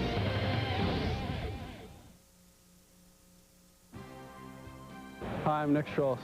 And I'm Jared Stoll. Join Team Canada tomorrow for semifinal action. See it, live it, TSN. Yes, Canada and Finland round 2 at this World Junior Hockey Championship, and our pregame coverage begins at 10 a.m. Eastern Time, 7 a.m. Pacific here on TSN. Well, it took Team Canada nearly 55 minutes to grab its first lead in this quarterfinal game against the United States, but it finally happened on the goal by Jamie Lundmark. Some nervous moments for Canadian coach Stan Butler in this game, and he's with Paul Romack. Was it what you expected the whole game? Well, we knew it was going to be a great game. They're a very well-coached team, and I know Jeff Jackson had a lot of those players before, who's a great coach as well, and we knew coming into this game that we were in for a hands full, and like I said in my diary last night, if I was in that lotto game that I would never bet on, it would be a pick'em game. So. Lundmark was the guy coming out of camp who you said, among others, but primarily Lundmark, who you wanted to be the go-to guy offensively. He's delivered for you. Yeah, you know, I said to Lunny before the game tonight, I got a funny feeling, Lunny, you're gonna score a big goal or have a great play. And you know, the other funny thing was between the second and third period of the Czech game, Rusty Klesla was coming out, and they were down 3-2. And I said to Rusty, I said, you guys are gonna win this one. And they came back and won. And I came out after the second period and looked, and he was there, and he said to me, you guys are going to do the same thing. And he was right. Spectacular performance by some of your offensive players, Lundmark delivering for you, but what about the defensive players? Ott even gets a goal, but aside from his goal, the play of that entire line was inspiring in the last half of the third period. I was really happy with all four lines. I mean, I thought Spez's line played well. I thought Camilleri's line, I mean, McKenzie's line, what can you say about them? And you know, like back home, people got to realize we had 3 or 4 kids like Brandon Reed. Just for him to play today is phenomenal. I mean, that kid was sick all day, and few of us were, and what a gutsy kid, and I'm just proud of all of them. And what can you say about Max and that? Well, you felt like a bag of dirt yourself. You told me beforehand, not feeling your best. I mean, yeah, you can laugh about it now because you won, but that's got to be tough to maintain an edge back at the bench when you're feeling as lousy as you are. Well, I haven't eaten for about a day, and I guess I got a bit of food poisoning, and boy, I never had that before, but I don't recommend it to anybody. So a bit of time off in the semifinal. Thanks for your time, Coach. Anytime, Paul. Stan Butler, head coach of the Canadian team. Hopefully we'll feel a little better by the semifinal. Lesson number 1, never eat a hot dog in Moscow. By the way, judging by what we just heard, Stan Butler and Rostislav Klesla might want to tell us who they like in the NFL games this weekend. A little psychic action going on. Now let's talk about the Canadian power play. It does score the winning goal. That's how it'll be remembered. But the 0 for 6 before that must have driven Stan Butler nuts. Yeah, it was really tough sledding out there. The Americans did do a good job on the penalty killing, and DiPietro was good at times on that Canadian power play. But they really weren't getting a lot of pucks to the net, and they weren't creating a lot of traffic in front of the netminder, DiPietro. Interesting change in the third. Well, Camilleri and Heatley and Lundmark have played a lot together in this tournament, but in the third they started to play more on the power play. Brandon Reed had moved up on that line at even strength, but Reed was also starting to get more power play time. Now, whether it was because he wanted a little added offense with Camilleri up in that unit, or whether Brandon Reed feeling the effects of some illness that Stan Butler alluded to as well, but he made that adjustment in the third period, and it was the big offensive line, Camilleri, Lundmark, and Heatley, that got the power play goal to give Canada the win. And we should mention, too, that the officiating in the game, and we've talked about officiating year after year at the World Junior, was you know, the United States may question the 3 straight penalties in the third period, but overall, it was a very North American-style game that was allowed to be played in the North American style. Absolutely, let them play, and it was more of a North American game. If you've been watching the World Junior for any number of years, there was probably more hitting in that game than there has been in a lot of the other games put together. But you expect that when Canada and the United States get together in a World Junior Hockey Championship matchup, and it was as advertised. A great goaltending battle between DiPietro and Ouellette. Ouellette was a little better than DiPietro, and a very tight game where they needed a power play goal late in the game to wrap it up. And now, as we mentioned, the door's wide open with the host team out of the tournament. Obviously, the defending champion Czechs are still there, but a huge hurdle for the Canadian team eliminated, although a lot of the Canadians said they wanted the Russians again. Yeah, they would like to meet the Russians. The only way they were going to meet the Russians, though, was if Canada lost this game. They might have been playing them for 5th or 6th place in the tournament. They won't say this because discretion's the better part of valor for the Canadians, but the coaching staff, the players, all felt as if this was the big hump, that if they could get over the United States, that they have an excellent chance of beating Finland and getting to the final, be it against the Czechs or the Swedes, or previously they thought it might have been the Russians. But they really were worried about this hockey game in terms of the emotional dynamic that comes with the United States team that loves to beat Canada. And the disappointing thing for us is we don't get to see the Czech-Russia semifinal game, which is always a lumberfest. Back with more of our live coverage of the 2001 World Junior Hockey Championship right after this.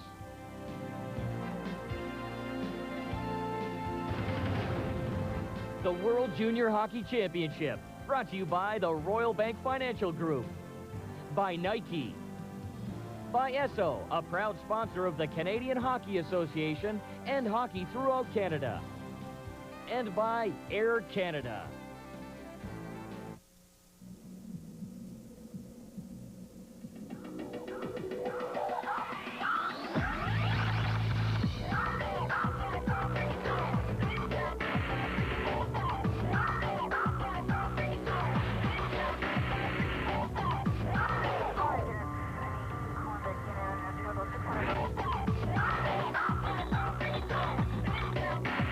Taste that goes down easy. Coors Light, call the Rockies. How the years, they fly by, fleeting glimpses, moments in our life.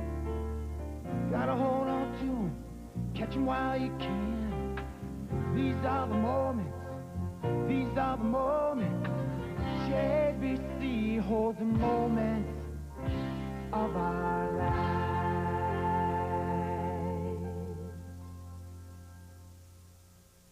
We'd love to see you smile. At McDonald's, we know value is about more than just great prices. It's also about great food and having a great time. Hey, anything for a smile. Now there's even more McValue with our McChicken. A delicious sandwich with lettuce and mayo, made hot, fresh, right to order. And now McChicken is just $1.49 plus tax, and that's every single day. We love to see you smile. McChicken, just $1.49 every day. I hate team photo day. Yeah, no kidding. Number 16. You guys are late. You take number 5, you take number 8, all Since right? 1936, Esso has supported hockey. That's why we've created a unique program where you can donate your Esso Extra points towards the purchase of new team sweaters. At Esso, we believe Who wants this one? there's no such thing as an unassisted goal.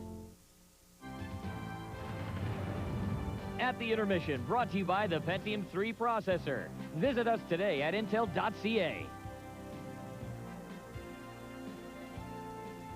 Players of the game are brought to you by the Esquire Watch Company. Every second counts. Jamie Lundmark scores the game winner for Canada. Rick DiPietro is the player of the game for the United States in a losing cause in a 2-1 Team Canada victory. Which brings us to our next game, which comes your way tomorrow on TSN. Our pregame coverage starts at 10 a.m. Eastern Time, 7 a.m. Pacific. Canada meets Finland for the right to go to the gold medal game at the 2001 World Junior Hockey Championship in Moscow. For all of us at TSN, I'm Gord Miller. Thanks for tuning in.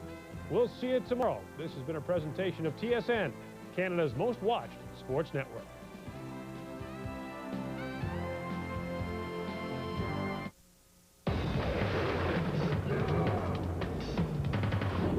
See it, live it. TSN.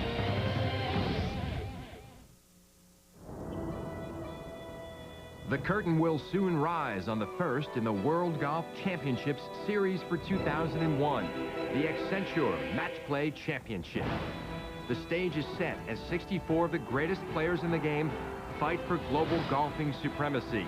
Over the next 30 minutes, we'll profile some of the key players determined to ring in the new year in style at the 2001 Accenture Match Play Championship.